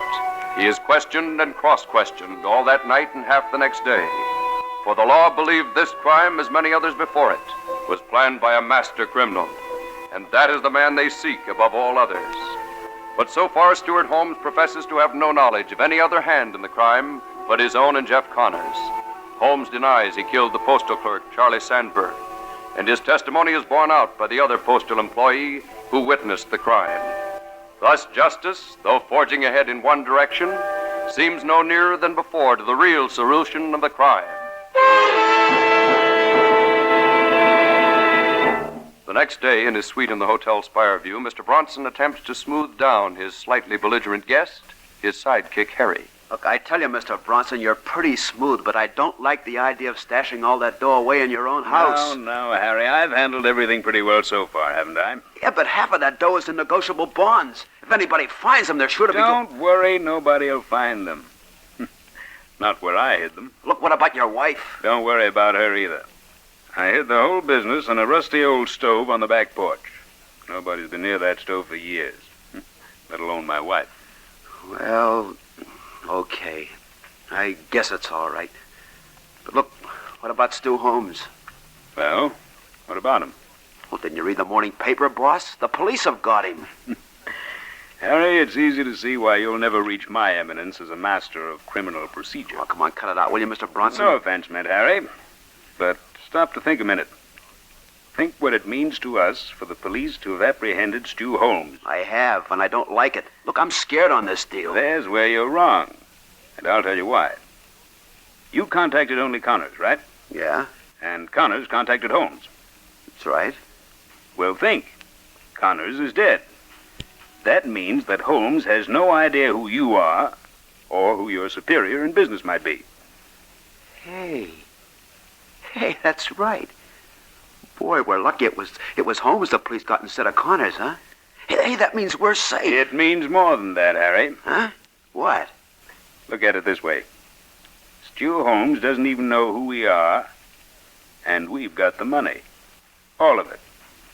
Yeah, I get it.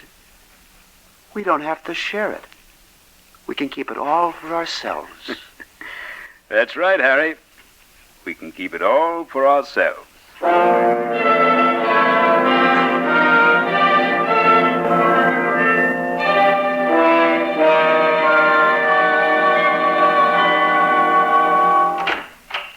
Come on, Holmes.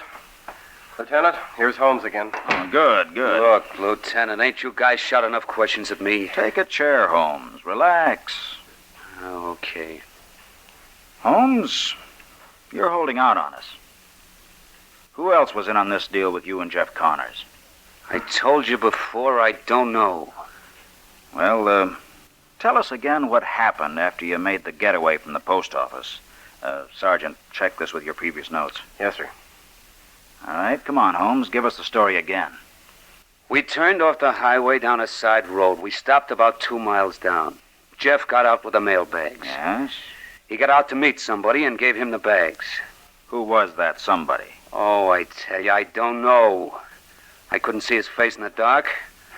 All I know is Jeff said it was the same guy who contacted him in the first place and gave him the layout for the stick-up. You never laid eyes on that man? No, and I don't know his name. Well, Lieutenant, it checks. No more, no less. Well, we've got to get a lead on that man. Stu, you never liked it much in stir, did you?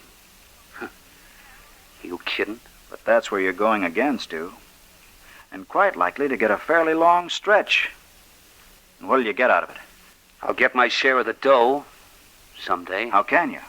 You say you don't even know the man's name? I got ways of finding out once I get out of stir. Look, Stu.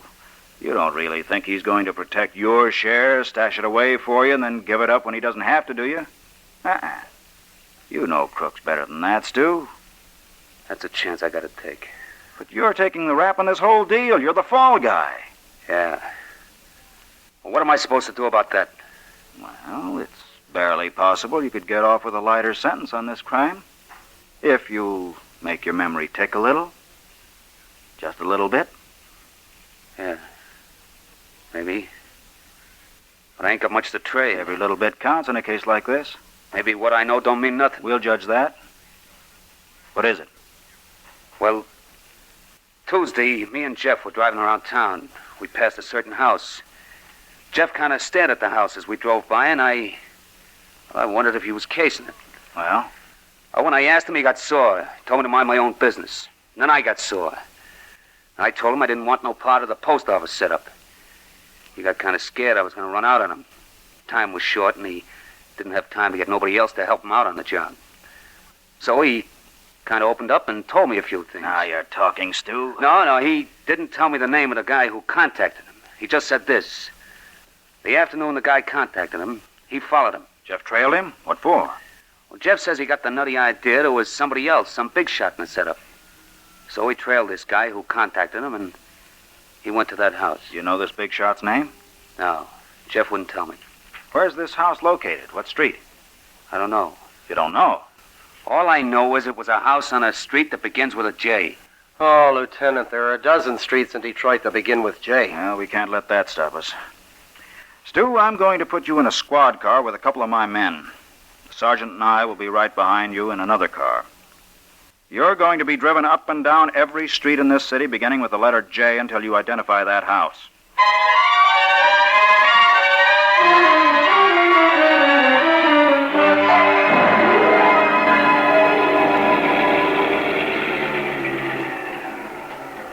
Well, Lieutenant, this is it. The house Stu Holmes pointed out. All right, let's go in. Hey, Lieutenant. Look. At that nameplate stuck on the lawn. Howard S. Bronson. Stu Holmes is giving us the runaround. Yeah. Huh. Well, I don't know quite what to do now. Bronson's a big man around this town. He could make it pretty hot for us if we're making a mistake. He sure could. Bronson's smooth on top, but hard underneath. I found that out last night when he wanted me to tow him in off the highway. What's that, Sergeant? Oh, Bronson was stuck out on the highway last night. He and some other fellow. The car broke down. Practically said I'd be dismissed from the force unless I abandoned my job and towed him in. I see. Never occurred to me to report it to you. After all, Howard S. Bronson. Yeah, I know what you mean. Come on, Sergeant. I'm going to take a chance. We're going in.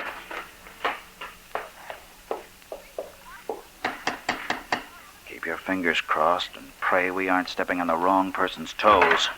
Yes? Mrs. Bronson? Yes. I'm Lieutenant Beach from headquarters. This is Sergeant Olson. Oh, did you want to see my husband? Well, we'd like to step in for a moment, if you don't mind. Oh, of course. Come in. Thank you. Thank you. I was just going to say that my husband isn't here. He's conducting his business from Spireview Hotel. That is, what there is of it, since he sold out the department store. Well, maybe you can give us some information. I'm not the one who's so deep in civic affairs. It's my husband, you know, but I'll be glad to tell you anything I can, if you'll just sit down and excuse me a moment. Thank you. I want to speak to my cook about something. We sure did it this time, Lieutenant. We're in the soup. Bronson's no more in on those stick-ups than I am. Yeah, I'm afraid you're right. I'll have to figure a fast line of talk to explain our presence here. I think that... Hey, Sergeant. What? Look at that pooch in the next room. Oh, yeah, cute-looking dog. It's a Scotty. Here, come here, fella. Come here. Come on, Scotty, come here. Atta boy. Now, sit up. Sit up. Say, isn't he cute sitting up there? That does it, Sergeant. Huh? That Scotty cinches it. We're going to search this house from top to bottom, and I don't care whose toes we step on.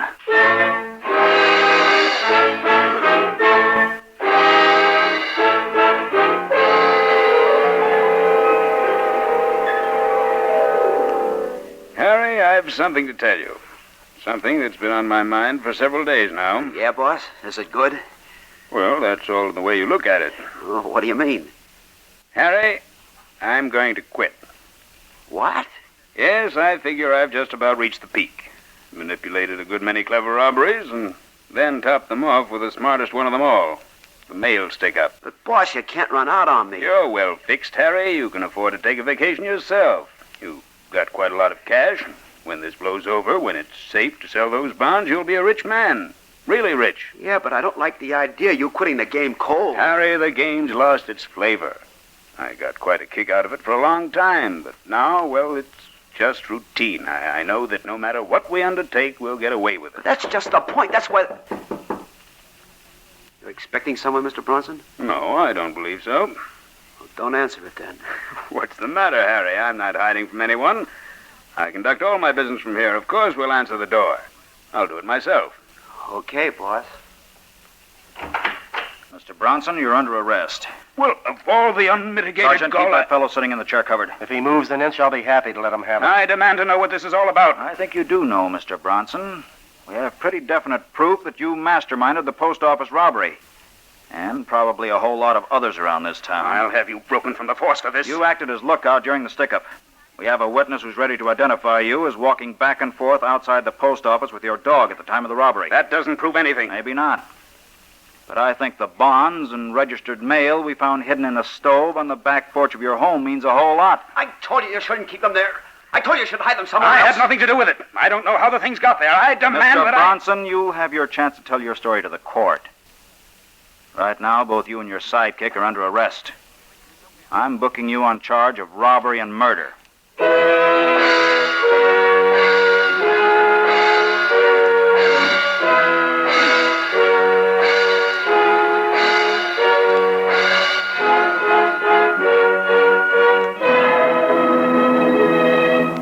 Justice moved swiftly in this real case of a real crime. Federal indictments for robbery were returned against the mastermind, Howard S. Bronson, and his associate in crime, Harry Sims. For robbing the United States mail, both men were sentenced to serve 25 years each behind the bars of a federal prison. Stuart Holmes, for assisting the authorities, received leniency and drew only a 10-year term. But the punishment of the egocentric Bronson did not stop there. He was also tried before the people for the murder of Charles Sandburg. Justice decreed that Howard S. Bronson should never again walk as a free man. And so it is that now at police headquarters, the death card on Charles Sandburg has been removed from the active file and marked Case Closed.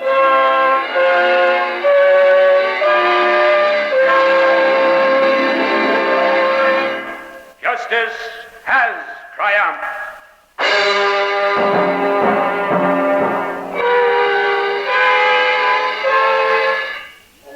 This has been a reenactment of an actual murder case, though the names of all persons, characters, and places heard on this program are entirely fictitious, and any similarity to persons living or dead is purely coincidental. Next week, at the same time, we'll present another famous true justice story, a dramatization of another of the Did Justice Triumph series, appearing each week in the New York Sunday News and its syndicate. These programs are produced and directed by Jock McGregor. Stories are dramatized by Barth Conray, and your narrator is George Carson Putnam. The part of Howard Brunson was played by Guy Sorrell. Ralph Camargo was Lieutenant Beach. John McQuaid played Harry Sims. John Kane, Sergeant Olson. Bill Quinn, Stuart Holmes. Rock Rogers, Jeff Connors. And Bryna Rayburn, Mrs. Bronson. The orchestra, conducted by Emerson Buckley, played music written especially for this program by Richard DuPage. Carl Caruso speaking.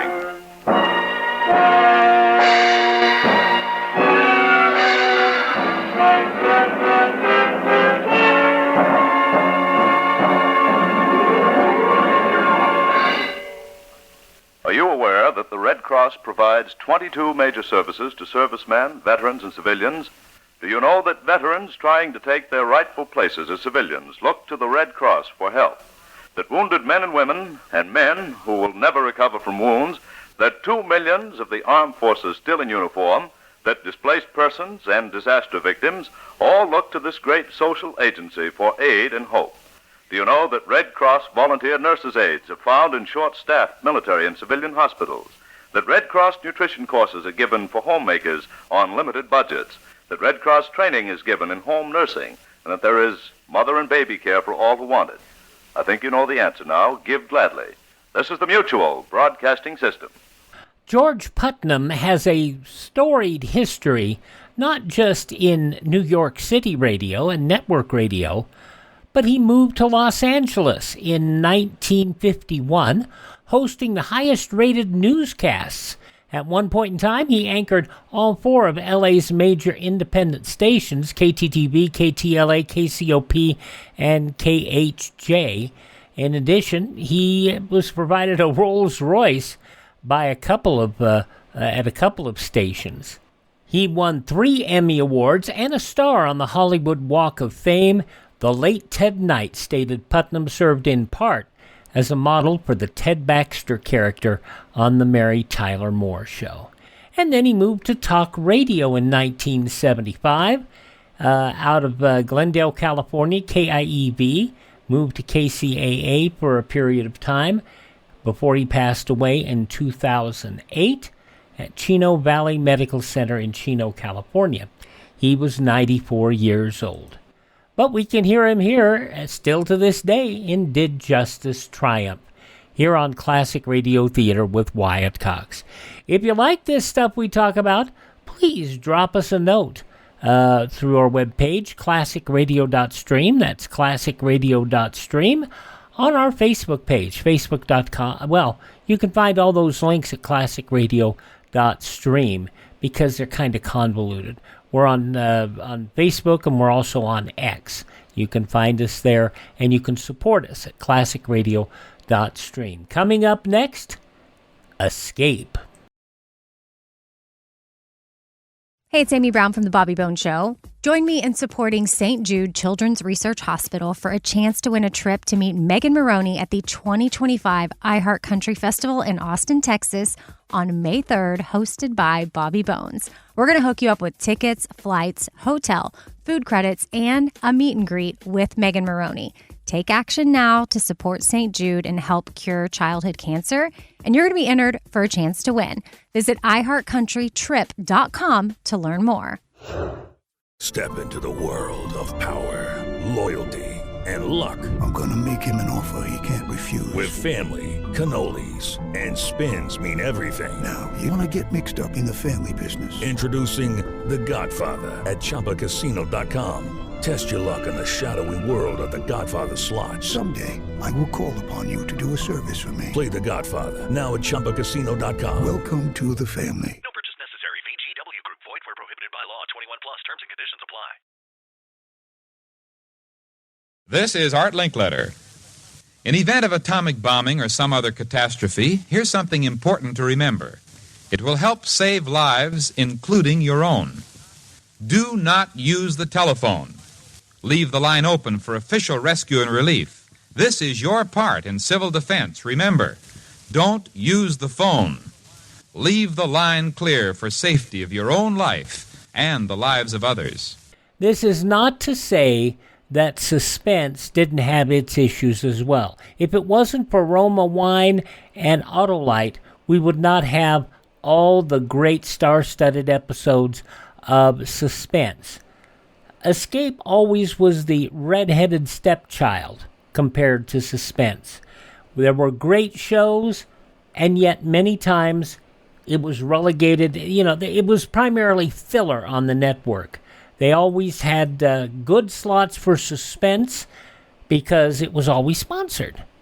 Except for, I think, a short period at the beginning of the show and then a short period between the sponsorships of Roma Wine and Autolite. And they tried to do an hour show at that point, but they didn't want to foot the bill. And then once that ended, the show just gradually suffered from sustaining programs, budget cuts, until finally the show ended. Although it did last all the way to 1962. What can you say? Here's an episode of Escape, which didn't last nearly as long. 76 years ago, March 26, 1949, The Adaptive Ultimate. Tired of the everyday routine? Ever dream of a life of romantic adventure? Want to get away from it all? We offer you Escape. Escape, transcribed to free you from the four walls of today for a half hour of high adventure.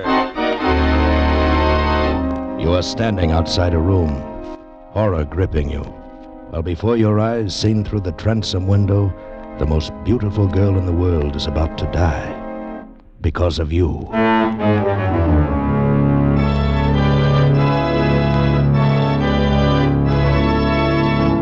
Today we escape from reality with the fascinating story of a girl who lived a weird second life, as John Jessel told it in his gripping story, The Adaptive Ultimate.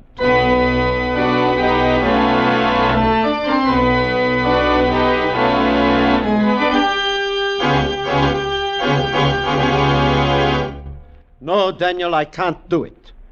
You have a very interesting theory, It's more than a theory, Dr. Bach. I've proved it. It works. I tried my serum on tubercular guinea pigs and it cured them. They adapted themselves to the tubercular bacillus and live. I tried my serum on a dog with rabies. He adapted himself, too. I tried it on a cat with a broken spine. The cat instantly adapted itself to its injury so that the spine had time to knit and heal. Don't you see what a tremendous discovery this is? Yes, perhaps. But think what that would mean in accident cases. There'd be no further need for emergency surgery. Don't you see that? No matter what the condition, the injury to the body, a mere injection of my serum would permit the patient instantly to adapt himself to his condition and live. No matter what his injury. Exactly. A serum made from insects. From a common fruit fly, the most adaptable of living organisms. Tear off a wing and it grows a new one. Tear off its head even. Stick on a new head and that too will adhere in time. Think of imparting that same adaptability to human beings. To grow new heads, it has merit. Oh, now, please, Dr. Bach. All right. No, seriously. I know this may be a great thing, but to permit you to experiment on a human being, no, the most hopeless case you can find, Dr. Bach. Someone already doomed. Well, if someday I discover in the hospital a hopeless case, understand it will be hopeless. I understand. And if the patient shall consent, then you will have your human guinea pig.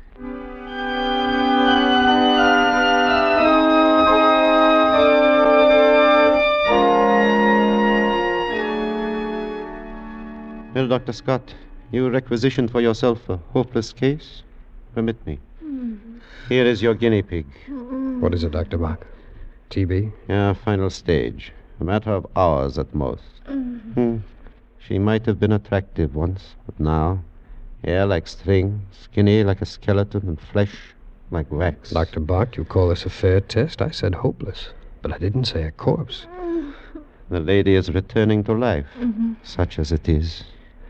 Well, Dr. Scott, I regret I have not a more palatable subject for your experiment, but this is what I promised, a hopeless case. It's all right, I'll try it.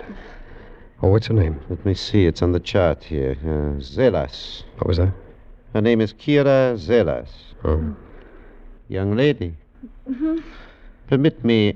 I am Dr. Hermann Bach, Chief of the Staff, and I would like to introduce one of our promising young doctors. He wants a date, I suppose. Miss Zelas. Hello, Brown Eyes. What? Your eyes are brown, aren't they? Miss Zelas, you see, I've perfected a serum. I like brown eyes. This serum might help you, but it has never been tried on a human being before. I thought if you have no objection... What are the odds? Odds? Well, actually, you've everything to gain. And nothing to lose. Well? How right you are. Okay. I'm all yours, Brown Eyes. Go ahead. Experiment away. Dr. Bach, prepare her arm.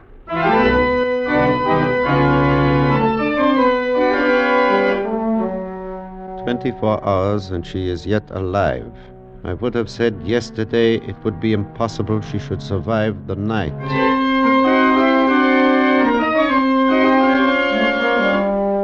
So it is now 48 hours, and she actually seems better. But miracles such as this have happened before, and without serums.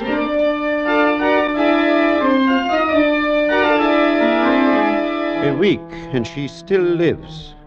Each day she becomes better. It is miraculous. The spots on her lungs are disappearing. Her coughing is stopped. There is no sign of bacillus in the culture. But even more amazing, a reaction to abrasions, skin punctures. Yesterday I took a blood specimen. Before I had 1 cc, the puncture in her skin had closed. Yes, in 30 seconds. The ordinary person, it takes a day, 2 days for it to heal. With Miss Kira Zelas, 30 seconds. It is amazing.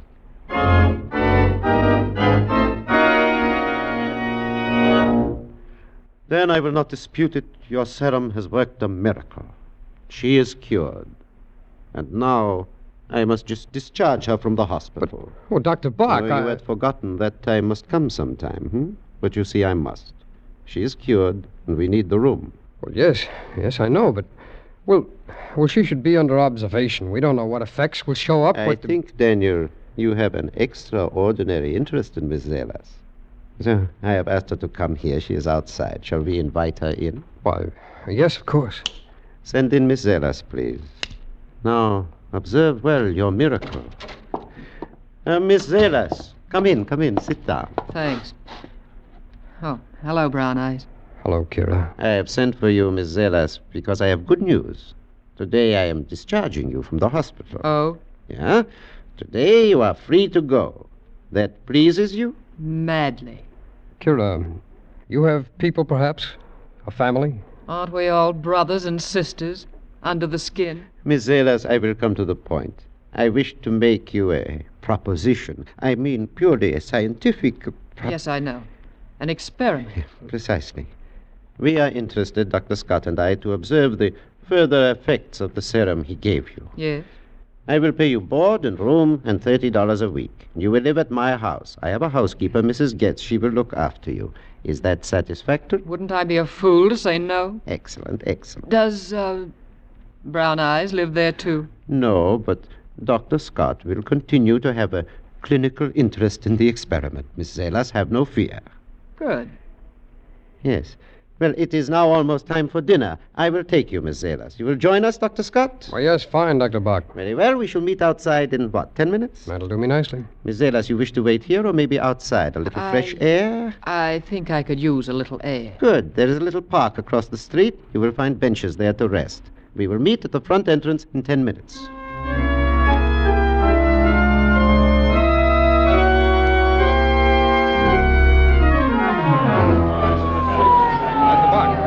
Dr. Bach, what is it? What's the matter? Some sort of commotion across the street in the park. Oh. Where is Kira? Well, I thought she'd be here with you. Perhaps she is still over there in the park. What do you suppose? Come on! Dr. Bach, it is Kira. Kira, let me through, please. Kira, let us through, please. Officer, what's happened? What is this? Why are you holding this lady? You know this woman? Yes, of course. What is it? What's the matter here? Plenty. Your lady friend here merely walks up to an old gent about 60 or so, picks up a nice hefty rock, and beats his brains out. Officer, there must be some awful mistake. Yeah, her mistake. Cold-blooded murder. Come on, sister. There's the wagon. But, officer, listen. You'd better come along, too, mister. Mona Lisa here don't seem to be much in the mood for talking. We'll need someone to tell the desk sergeant her name.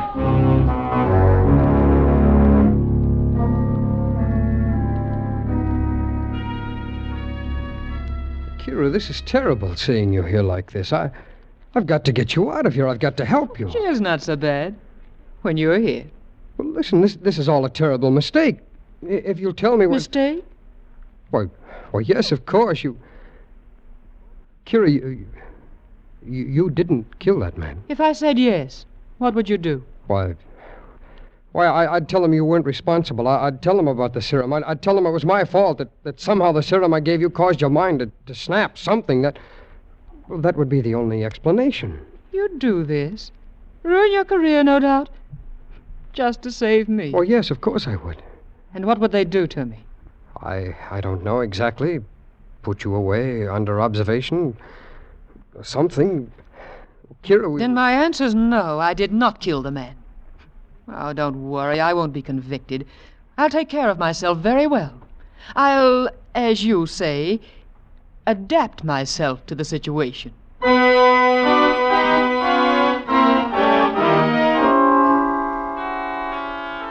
All right, now, Mr. Salvatore, continue. Tell the court in your own words precisely what happened. This old man, you see, is buy circus peanuts from me every day. For months, every day. And this one day, pull out his pocketbook, it's a billfold, and I'm look, it's stuffed with the bills. Big money. He say, Salvatore, can I make a change for $20? And I'm laugh. I'm say, mister, I'm a peanut man. You take the peanuts and you pay me tomorrow. He said, thank you very much. He turn around, and then here's this dame, she pick up, it's a great big stone, and it conks him. It's a murder. I object, Your Honor. Objection sustained. Continue, Mr. Salvatore. Oh, she nothing more to say. This dame, she bend over, and she reach in his pocket to take the money. I'm a grabber, people come, police come, and Mr. Salvatore, can you describe this young lady to us? Oh, see, I remember her very well. She's skinny. She's ain't no beauty, you know. You got the black suit, the brown hair, eyes, don't know, dark, you know, maybe brown or blue. Thank you, Mr. Salvatore. Your witness. Mr. Salvatore, you say that the young lady, the assailant, had brown hair and dark eyes? Si. Brown hair, dark blue eyes. And do you see the young lady in the courtroom? Oh, si. She's a sit right to... What's the matter, Mr. Salvatore? Are you pointing at Mrs. Zalis? Si. May I ask the defendant to rise, please? Miss Zalis, will you kindly remove your hat, please? Dr. Bach, look. Her hair, it's become the color of aluminum. Your Honor, I submit that this defendant does not possess dark hair, nor, if you will observe, dark eyes. I am prepared, therefore, to submit a lock of her hair to be tested by any chemist the court may appoint to prove that the pigmentation is entirely natural. I don't believe that it is. Now, Mr. Salvatore, do you still say that this is the young lady you saw in the park? I think she's... Is she? Mamma mia, no!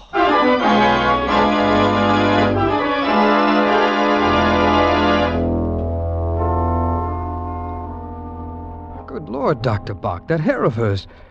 Did you see it? It was the color of aluminum. She was beautiful. Yeah, beautiful. And so she has been acquitted. They call her innocent. Daniel, I am a convert to your great principle of adaptability. But where will it end? You start with an ideal, and you wake up to discover you have created a monster. But she was acquitted. It was all a mistake. You really believe that? Dr. Bach. Yes, Mrs. Gritz? She is here, Doctor. She? That woman in the newspaper. Ah. Kira is here? You said she was so poor, such a church mouse. Ah, you should see her. What do you mean, Mrs. Gates? So fine, so great a lady. I'll go and talk to her, Dr. Bach. Hello, Brown Eyes. Hello, Kira. Aren't you glad to see me? Oh, yes. Yes, of course. Oh, congratulations on your acquittal today. We were there. I know, I sensed it. I was hurt that you didn't come up and congratulate me. Well, there were photographers and what... Why, Kira, your hair, it's black again. Isn't it always? Don't you like it? Oh, yes. Yes, of course. It's beautiful. Am I beautiful, Brown Eyes? Very, very beautiful. And are you happy to have me back? Oh, yes.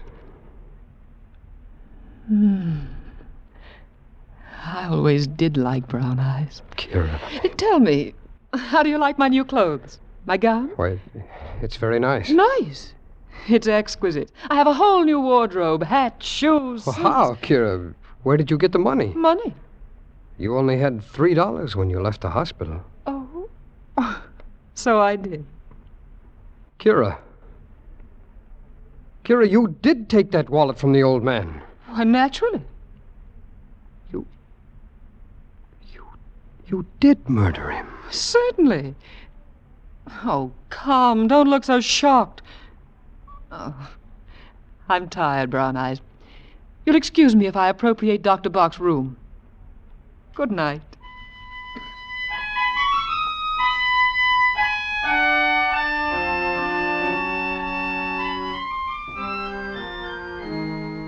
Dr. Bach, we've got to do something. Yes, Daniel, we do. I haven't slept a wink all night trying to think of what we can do. I've been here in the laboratory all night. I think I know. What? This serum of yours, it has accomplished a miracle, yeah. It is the adaptive ultimate. Changes that take the ordinary person days or months, she accomplishes instantly. She walks into the sunlight, she is tan. She walks out, she is pale again. When she is in danger, she adapts. She could survive the electric chair, the hangman's noose. She was in danger in the courtroom. She adapted. She changed her whole appearance at will, so she could not be identified. Yes, I know. Oh, you must not blame yourself. You could not know what you were creating. Now, this morning, I operated on one of your guinea pigs. I found this. The pineal gland hypertrophied. That is what causes it. Well, then we could operate and maybe change her back. Yeah, but she can adapt to anything, anesthesia included. How can we operate? Unless we get her consent? Well, perhaps. Oh, you are dreaming, Daniel. Do you really think she will consent now? Now that she has power?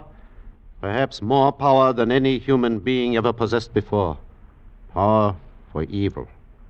And she has already killed one man, remember. But if we watched her, Doctor, kept her under guard... Yeah, again, Pygmalion falls in love with his Galatea. No, Daniel, no. She must be destroyed. We must perform surgery at once. Well, she'll die. She will go back to what she was, with but a few hours to live. It is best, Daniel. Yes, I suppose so. Yes? Yes, Mrs. Getz? Hmm? Danke. What is it, Dr. Bach? And so perhaps she is also telepathic. She sensed what we were about to do, and now it is too late. What do you mean? Miss Zelas is gone. Disappeared.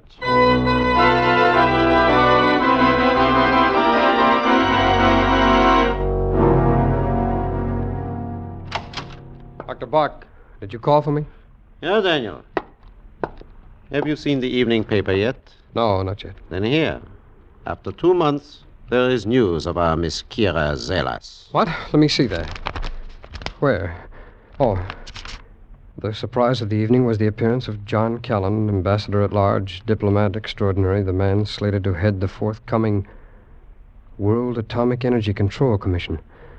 Mr. Callan, one of Washington's confirmed bachelors, squired the gorgeous Kira Zelas. You see? She has become gorgeous, our drab little urchin. Miss Zalis, the dazzling beauty who affects a dark wig by day and a white one at night. A great power of adaptability, courtesy of Dr. Daniel Scott. Dark by day, white by night. Well, what are we going to do, Doctor? Do? The World Atomic Energy Control, the one real hope of world peace. Curie isn't interested in peace. What can we do? Surgery, I know. But politics? We must wait and see. We must wait and see how far your mad woman will go. Washington is agog with rumors about the romance between glamorous Kira Zalis and John Callan, the newly appointed head of the World Atomic Energy Control, one of the most powerful political figures on the globe. John Callan leaves tomorrow for the crucial atomic energy conferences at Geneva, Switzerland, and sailing on the same boat as the exotic Miss Kira Zalis, with whom his name has been frequently linked. Rumor has it Miss Zalis acts as a sort of unofficial assistant to Mr. Callan, thus making her one of the most important women in the world. Glamorous, exotic. Of such fragile stuff is world peace fashioned these days, Daniel. I wonder what she intends to... Some are they calling at dinner time? Oh, sit still, Dr. Buck. I'll see who it is. Yes? Kira. Hello, Brown Eyes. May I come in? Why, yes, of course. Oh, our exotic guinea pig, Good evening, Dr. Bach. I'm not intruding. Of course not. You're very kind. John and I... You've read about Mr. Callan? Oh, yes, yes. We're leaving for Europe tomorrow for the conferences in Switzerland. Yes. He had a series of meetings to attend tonight, so I told him I would stay here. You're staying here? I took the liberty of saying you were my uncle, Dr. Buck. Oh. John will call for me in the morning on his way to the airport. We're leaving at 8. I do hope I'm not too late for dinner. Not at all. In fact, we're very happy to have you here. Aren't we, Dr. Scott?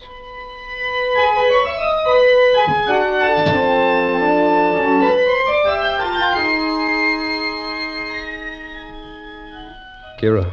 Hello, Brown Eyes. What are you doing out here in the garden? Waiting for you. You knew I'd follow you? Of course.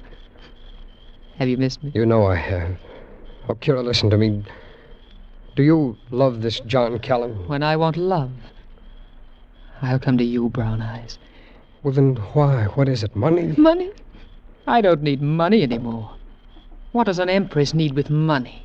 Empress? That's what you've made me. The most powerful woman the world's ever known. John Callan. He's supposed to be important. But in my hands, he's clay, to be molded as I wish. Do you see what that means? Yes, I see. You hold the fate of the world in your hands. Exactly. To do with as I want. And I shall. Would you like to rule the world with me, Brown Eyes? Kira, you're evil. What is good? What's evil? Come here, Brown Eyes. Look at me. And forget such things.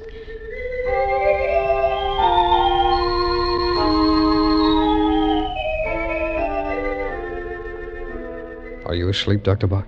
Sleep? Who can sleep? Kira's insane, Doctor. Do you know what she's planning to do? I heard. Oh. Maybe we could get to this Callan. Yeah, and then what? Well, if we could talk to him, tell him... Tell him what? Didn't I talk to you? Would you listen? Where is she? Oh, she's gone to sleep. I tell you, there's only one remedy, surgery. It is the only hope. But she'll never consent to surgery, Dr. Bach, and she's probably immune to anesthesia. Maybe not all anesthesia. What? Downstairs in my laboratory, I have a tank of ethyl chloride. You mean operate here tonight? Yeah, tonight. Right here, where she sleeps. All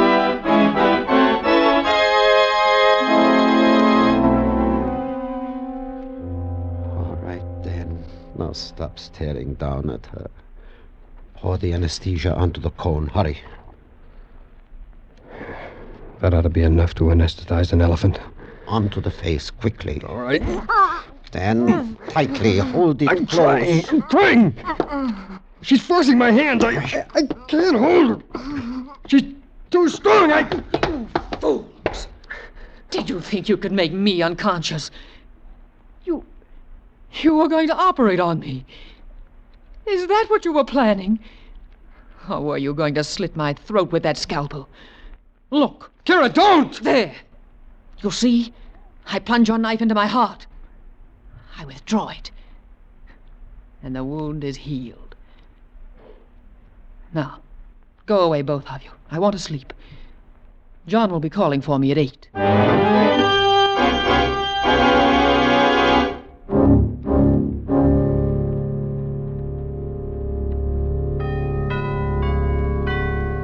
Past 5 in the morning.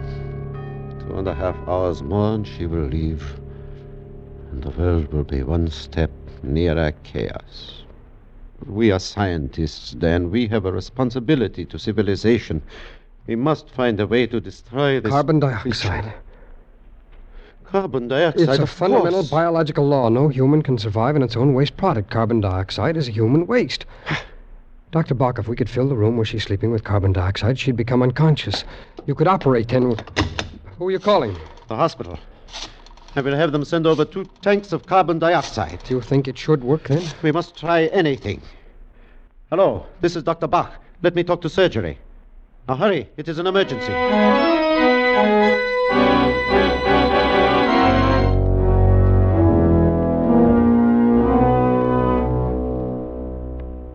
The tube is ready. You sealed the crack under the door? Yes. You closed the window? Yes. All right. Let us start the gas.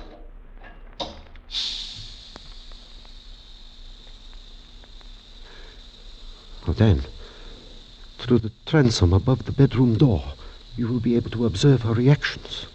You placed the lighted candle inside the room? Yes, Doctor. I left the candle on the table. Observe it carefully. All right. When it goes out, your Miss Kira Zelas should be unconscious. Dan, can you see inside the room from up there? Yes, Doctor. Candle is flickering, Doctor.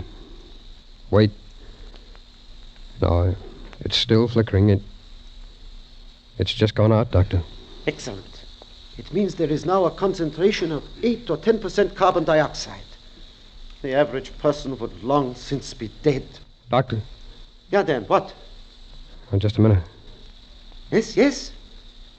She's breathing much more quickly now, convulsively. Chain stroke breathing. She's opening her eyes now. What? She's getting up. Getting up? She's staggering. Holding her throat, Doctor. She's gasping. She's moving toward the door. She's trying to unlock the... So... She's seen me. She's trying to... Well. What is it? She's collapsed. It's over.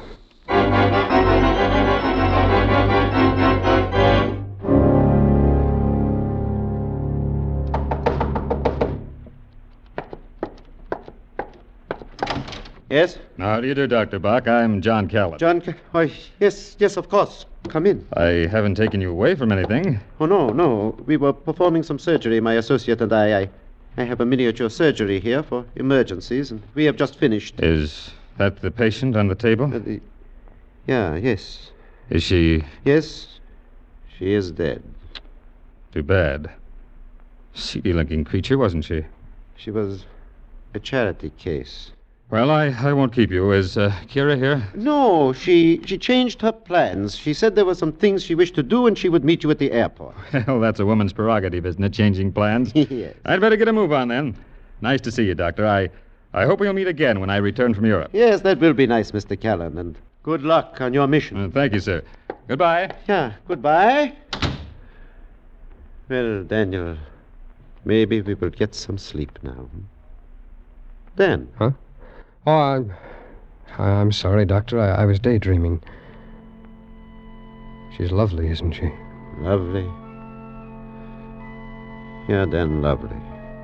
May she always be in your memory.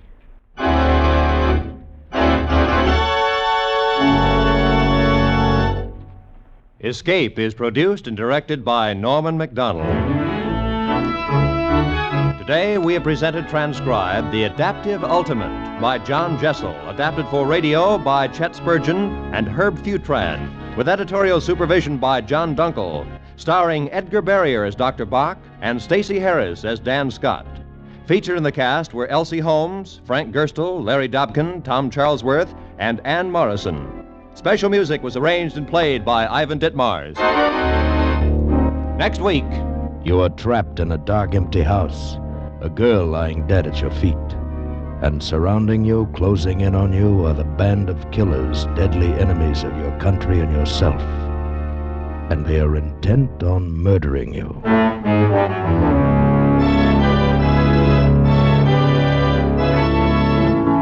Next week, we escape with the famous story Confidential Agent by Graham Greene. Be sure to tune in at this same time next week, when once again we offer you Escape.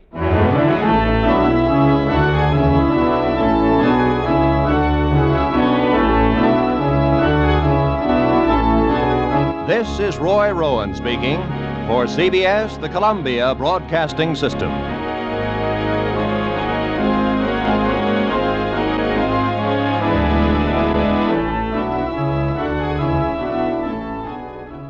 Escape ran from 1947 until 1954, and while Suspense had a longer life, from 1942 until 1962. Also, still, you have to admit, 47 to 54, a good solid run for a show that was never consistently sponsored. Escape, 76 years ago, March 26, 1949, here on Classic Radio Theater, with Wyatt Cox. We head to Pine Ridge, Arkansas in a moment for a show that had an even longer run, Lum and Abner. Hey, it's Amy Brown from The Bobby Bones Show. Join me in supporting St. Jude Children's Research Hospital for a chance to win a trip to meet Megan Maroney at the 2025 iHeart Country Festival in Austin, Texas on May 3rd, hosted by Bobby Bones. We're going to hook you up with tickets, flights, hotel, food credits, and a meet and greet with Megan Maroney. Take action now to support St. Jude and help cure childhood cancer, and you're going to be entered for a chance to win. Visit iHeartCountryTrip.com to learn more. Step into the world of power, loyalty, and luck. I'm gonna make him an offer he can't refuse. With family, cannolis, and spins mean everything. Now, you wanna get mixed up in the family business. Introducing The Godfather at ChumbaCasino.com. Test your luck in the shadowy world of The Godfather slot. Someday, I will call upon you to do a service for me. Play The Godfather now at ChumbaCasino.com. Welcome to the family. No purchase necessary. VGW Group. Void where prohibited by law. 21 plus. Terms and conditions apply. Let's talk about the atom.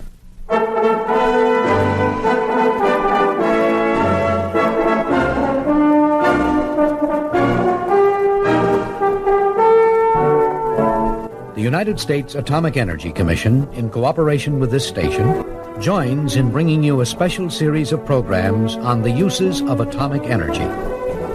From East Coast to West, and from North to South, men of science are searching for and finding new ways of applying the tiny atom. Your producer and host for this series is Ed Ronnie of the information staff at the AEC's Argonne National Laboratory. While Escape never had a consistent sponsor and Suspense only had two in its whole 20-year run, Lum and Abner had no problem, or had very few problems, in finding sponsors. You had Horlicks, the malted milk tablets. You had, I believe Ford was a sponsor for a period of time, Alka-Seltzer, and there were a couple of other sponsors of the show whose I can't recall off the top of my head. But the show always seemed to be sponsored and always did well. Oh, and I can't forget Frigidaire. That's right, they sponsored the half-hour shows of Lum and Abner on CBS. Okay, we're going to go back to 83 years ago, March 26, 1942, for this episode of Lum and Abner with Lum and Cedric Are Missing. The makers of Alka-Seltzer bring you Lum and Abner.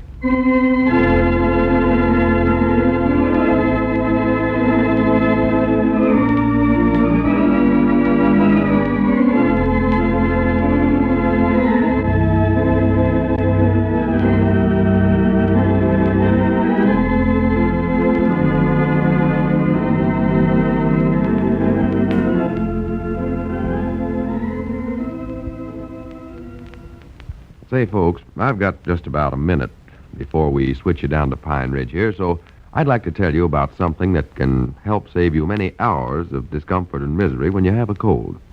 It's Alka-Seltzer. And you have no idea how much better Alka-Seltzer can make you feel when you have a cold until you've tried it. So when a cold strikes, start at once to get more rest than usual. Eat sensibly, dress warmly, avoid drafts, and take Alka-Seltzer according to the easy directions on the package. Do this, and you'll help yourself to a kind of relief that'll be most comforting. For Alka-Seltzer eases that dull, headachy, feverish feeling of a cold in a hurry. You'll want to use Alka-Seltzer as a gargle, too, for the raw, raspy throat which so frequently accompanies a cold. Try it, won't you? And see what a big difference Alka-Seltzer can make in the way you feel when a cold threatens to make your life miserable. Get Alka-Seltzer at any drugstore. And now, let's see what's going on down in Pine Ridge. Well, there's great excitement in Pine Ridge. Lum and Cedric were to appear in court yesterday on a counterfeiting charge, but both of them failed to make their appearance. It has now been learned that Cedric broke out of jail, and he and Lum have both mysteriously disappeared. As we look in on the little community today, we find Abner in the Jot 'em Down store. Squire Skimp is just entering. Listen. Well, morning, Squire. Come in, come in. Morning, Abner. Any news about Lum yet? No, Squire, ain't heard a thing about him or Cedric, neither one. I was just talking to Cedric's papa a while ago. He's awful worried about that boy. His woman's almost sick in bed over Cedric disappearing that way. Well, one can hardly blame the good woman, Abner. I can't for the life of me see what Cedric expected to gain by breaking out of jail. Well, he more'n likely never knowed what he's doing. I know he wouldn't have did it if he'd knowed he's doing something wrong. Well, no, he's a good boy, I'll grant you that. He's just a little... Well, frankly, he isn't one of the brightest boys I've ever known, Abner. I imagine that as soon as he thinks the coast is clear, he'll go right direct to his home. Well, Caleb thinks he's already been home, 'cause yesterday they discovered his car had been took out of the garage. Well, that don't sound so good. Well, he's evidently planning to get as far from here as he can, then. It'll go hard with him if they ever catch him now, Abner. Yeah, he ought never to have did it. You don't suppose that Cedric and Lum have gone away together, do you? Well, I don't know, Squire. I found out Lum was missing quite a while before I knowed Cedric had broke out of jail. I think Lum is more likely hiding in one of them old caves up there on Piney Mountain somewheres. Well, wherever Lum was going, Abner, this is the worst mistake he's ever made. He was an innocent man. I admit the evidence was definitely against him, but still he was innocent. And now, by running out this way, he's made it look as though he was admitting his guilt. Oh, why did he ever do it? I just wonder if Lum realized how serious a thing he was doing, skipping out when he was under bail bond, and failing to appear for his trial. He just added 2 more infringements of the law to his record right there. Well, now, what will they do about that bail, Squire? Why, the bail will have to be forfeited. Have to be what? Forfeited. That is, whoever put up the bail will lose it. You mean I won't get that money back? Oh, did you put up that bail, Abner? Yeah, me and Lum together did. I mortgaged my place for all I could get at the bank, and Lum mortgaged his, and then with what little money we had in the store account, while we had enough. Well, I'm afraid you're out of luck then, Abner. When a criminal skips his bail, that money is forfeited. You mean I'll lose my place? Well, you will unless you can produce Lum. That's the only chance you've got of saving that money. Oh, my goodness. I'm afraid Lum has gotten himself into something this time that he won't get out of, Abner. He'll remain a hunted criminal the rest of his life. Well, will they put bloodhounds on his trail? Well, that depends. If they think he's hiding in the mountains or someplace that the dogs can pick up his trail, they might use him. Wait a minute. I believe that's our ring. Might be old Lum right now. I just can't believe he'd skip out of here and leave me to pay all that money. Hello, Lum? Oh, what is it, Pearl? No, I ain't had a chance to talk to her yet. Well, honey, I ain't got time to think about that now. Well, I will. Don't worry. Yeah, where is your mama now? Oh, she is, huh? Red Cross. Well, all right. I'll try to talk to her about it tonight. All right, honey. All right. Goodbye. That weren't Lum. It's just my daughter, Pearl. Yes, I gathered as much, Abner. She's wanting me to talk to her mama about letting her keep a little collie pup that the Bates children give her. Elizabeth's again it. She says that hound dog of mine over there causes enough trouble without having another on the place. Well, collies are nice dogs, all right, Abner. Oh, little Pearl has just got her heart set on keeping it.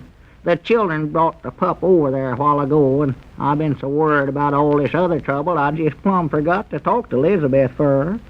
Well, I think the fact that Lum has skipped his bail is a little more important just now, Abner. Oh, my, yes. Law me, I never dreamed they'd keep all that money I put up. Why, certainly they will. That's why they have you put it up. Yeah, well, now, what would you do if you was in my place, Squire? Well, I'd try my best to figure out where Lum went. And I'd go get him and make him come back here and stand trial like he's supposed to do. Yeah, that might be the best thing to do. Wait a minute, though. Whilst I hate to lose my place, I'd rather do that than have Lum sent to the penitentiary. No, sir. I'd doggy just let him keep that money, and then old Lum can go free. Me and him can make it back somewhere or other. Well, that isn't the thing, Abner. Lum can't go free. The law will keep looking for him the rest of his life. He hasn't got a chance in the world. Wait a minute. Isn't that Mr. Fremont coming in there? Who? Fremont, I believe his name is. You know, you met him in there at the sheriff's office yesterday. He's the boss of this fella Adams that arrested Lum and Cedric. Oh, yeah, that's who it is. I knowed I'd saw that face summers before. Well, here, he's more likely wants to talk to you about Lum, Abner, so maybe I better get on out of here. Doggies, he won't find out nothing from me. I can tell him that right now. Well, I'll see you later, Abner. And if you hear anything from Lum, why, let me know. Yeah, I will, Squire. Well, so long, wonderful world. Yeah, reckon so. Well, good morning, Mr. Fremont. Good morning, sir. I do. I'm M.K. Skimp. I met you in the sheriff's office yesterday. Oh, yes. Good morning, Mr. Skimp. I haven't heard anything from our good friend Lum, I don't suppose. No, nothing new. Yeah, come on in, Mr. Fremont. Yes. Well, good morning, Mr. Peabody. Good morning. Good evening. Well, good day, gentlemen. Good day, Mr. Skimp. Yeah, so long, Squire. Here, take this chair here, Mr. Fremont. No, this is quite all right. Well, now, here, just try this one once. This is Lum's chair. It's a heap more comfort than that other. It's a swivel chair. See, you can swing around on it like a pie in a stool. Look here, look. Yes, very interesting. Oh, it's the latest thing, I reckon. Oh, Lum sure enjoyed sitting in this chair. Just sat here by the hour and doze. Think, he called it. He loves to sit here and think out big problems. You think quite a bit of Mr. Edwards, don't you? Oh, I ain't thought of nothing else for the last 2 days. I mean, you were great friends. Oh, yeah, we've been partners here for years. By the way, where is he? Why, he's, well, I don't know. He's left, I think. Mr. Peabody, let's not waste words. I'm out here for one purpose, to find Mr. Edwards. Oh, do you know where he's at? I said let's not waste words. Oh. Edwards is doing himself a great injustice by skipping his bail and failing to appear at his trial yesterday. He's only postponing matters. There's no doubt that we'll apprehend him sooner or later. And it'll be a lot easier on him if you'll come in or tell him to come in and give himself up and save us the trouble of tracking him down.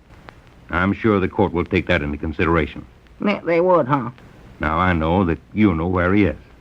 And you'll be doing him a great favor if you'll tell us where he is. Well, you'd arrest him, wouldn't you? Well, he's already under arrest. Now, can't you see, Mr. Peabody, this is for his own good. He can't evade the law the rest of his life. Now, come on. Where is he? Why, he's went to visit some of his relates, I think. Oh, hiding out with some of his relatives, eh? Where? Let's see now, in Africa, or Alaska, I think. Somewhere's around there. Africa or Alaska? Yeah. Those aren't very close together. Well, no, I don't reckon they're... See, his relays don't live very close together. They move around a lot. Lom never has definite located here, facts is. They're awful nervous sort of people, sort of gypsies, I think. How long has Mr. Edwards lived here? Oh, Lom, he's just been here 30-odd year. I figured he's going to locate permanent here, though, till this come up. Mr. Peabody, frankly, I don't believe your partner has gone to either Africa or Alaska. You know, huh? No. Well, where do you think he's at, then? I believe he's right here in Pine Ridge. Where? Well, I don't know. That's what I expected you to tell me. But I can see that I'm wasting my time. Well, you err if you expect to get anything out of me.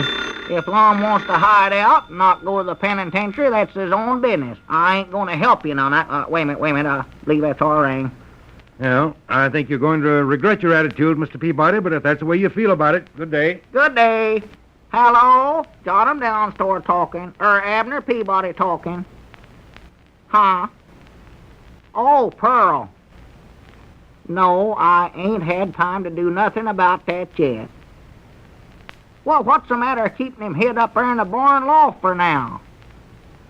Why, nobody ain't gonna find him. Well, we can slip food and water up there to him. I will just as soon as I get home tonight. Well, now stop worrying about it. I ain't gonna let you get in no trouble. And all right. Goodbye. Just as I thought. Huh? Well, I thought you'd left, Mr. Fremont. Not quite. As a matter of fact, I'm glad I didn't miss out on that little phone conversation. I think you and I are going to take a little trip to that barn loft. What barn loft? No use pretending any longer, Mr. Peabody. I tried to do this the nice way, but you wouldn't cooperate.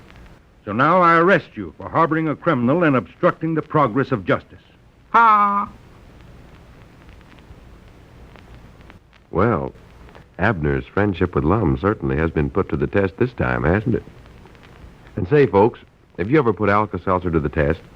Well, if you have, if you've ever taken Alka-Seltzer when acid indigestion or some other minor stomach upset was really making your life miserable, I'm sure you discovered that here is a friend that can be depended upon in time of need. When you take Alka-Seltzer for acid indigestion, sour upset stomach, or excess gastric acidity, you feel better fast, thanks to its rapid relief-giving action. So try it and see for yourself why it's wise to alkalize with Alka-Seltzer when you have a touch of acid indigestion.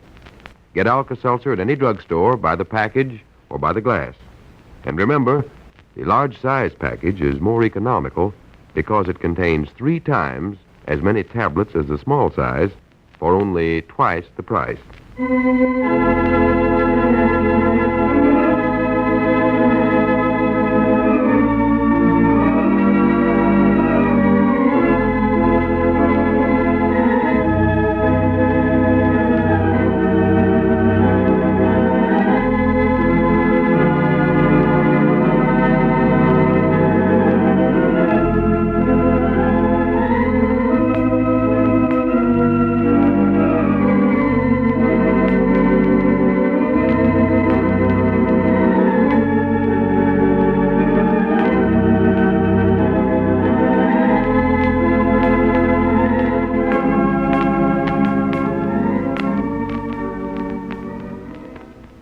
Fans of Lum and Abner know that they did a number of motion pictures along the way and tried to do television, but their health didn't really make it that pan out.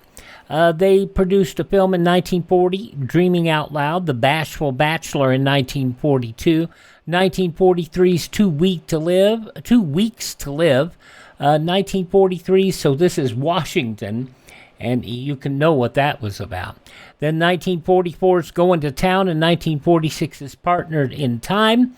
And then they did produce a 7th film a couple of years after their last revival from ABC ended, and it was Lum and Abner Abroad. It was originally made as 3 parts to air on television, a 3-part pilot for a TV series filmed on the location in, believe it or not, Yugoslavia.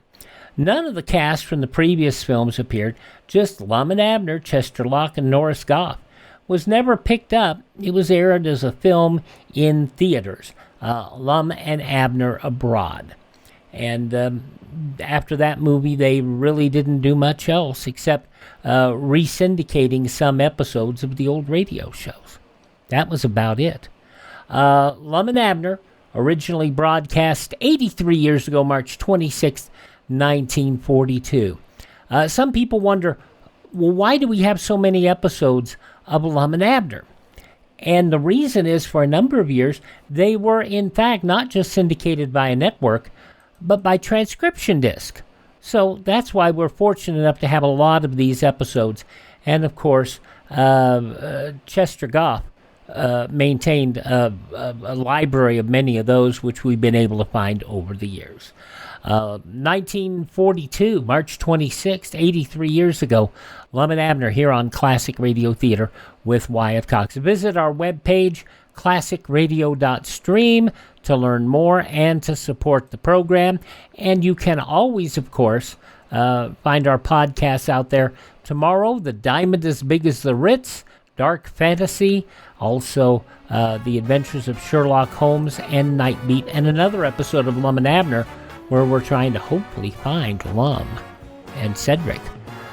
See you tomorrow. For more Classic Radio Theater, I'm Wyatt Cox.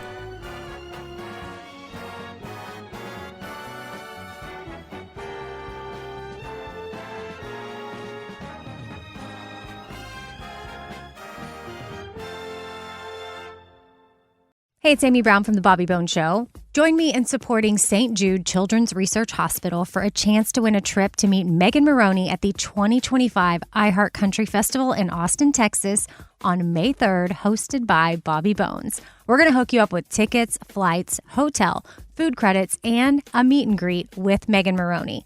Take action now to support St. Jude and help cure childhood cancer, and you're going to be entered for a chance to win.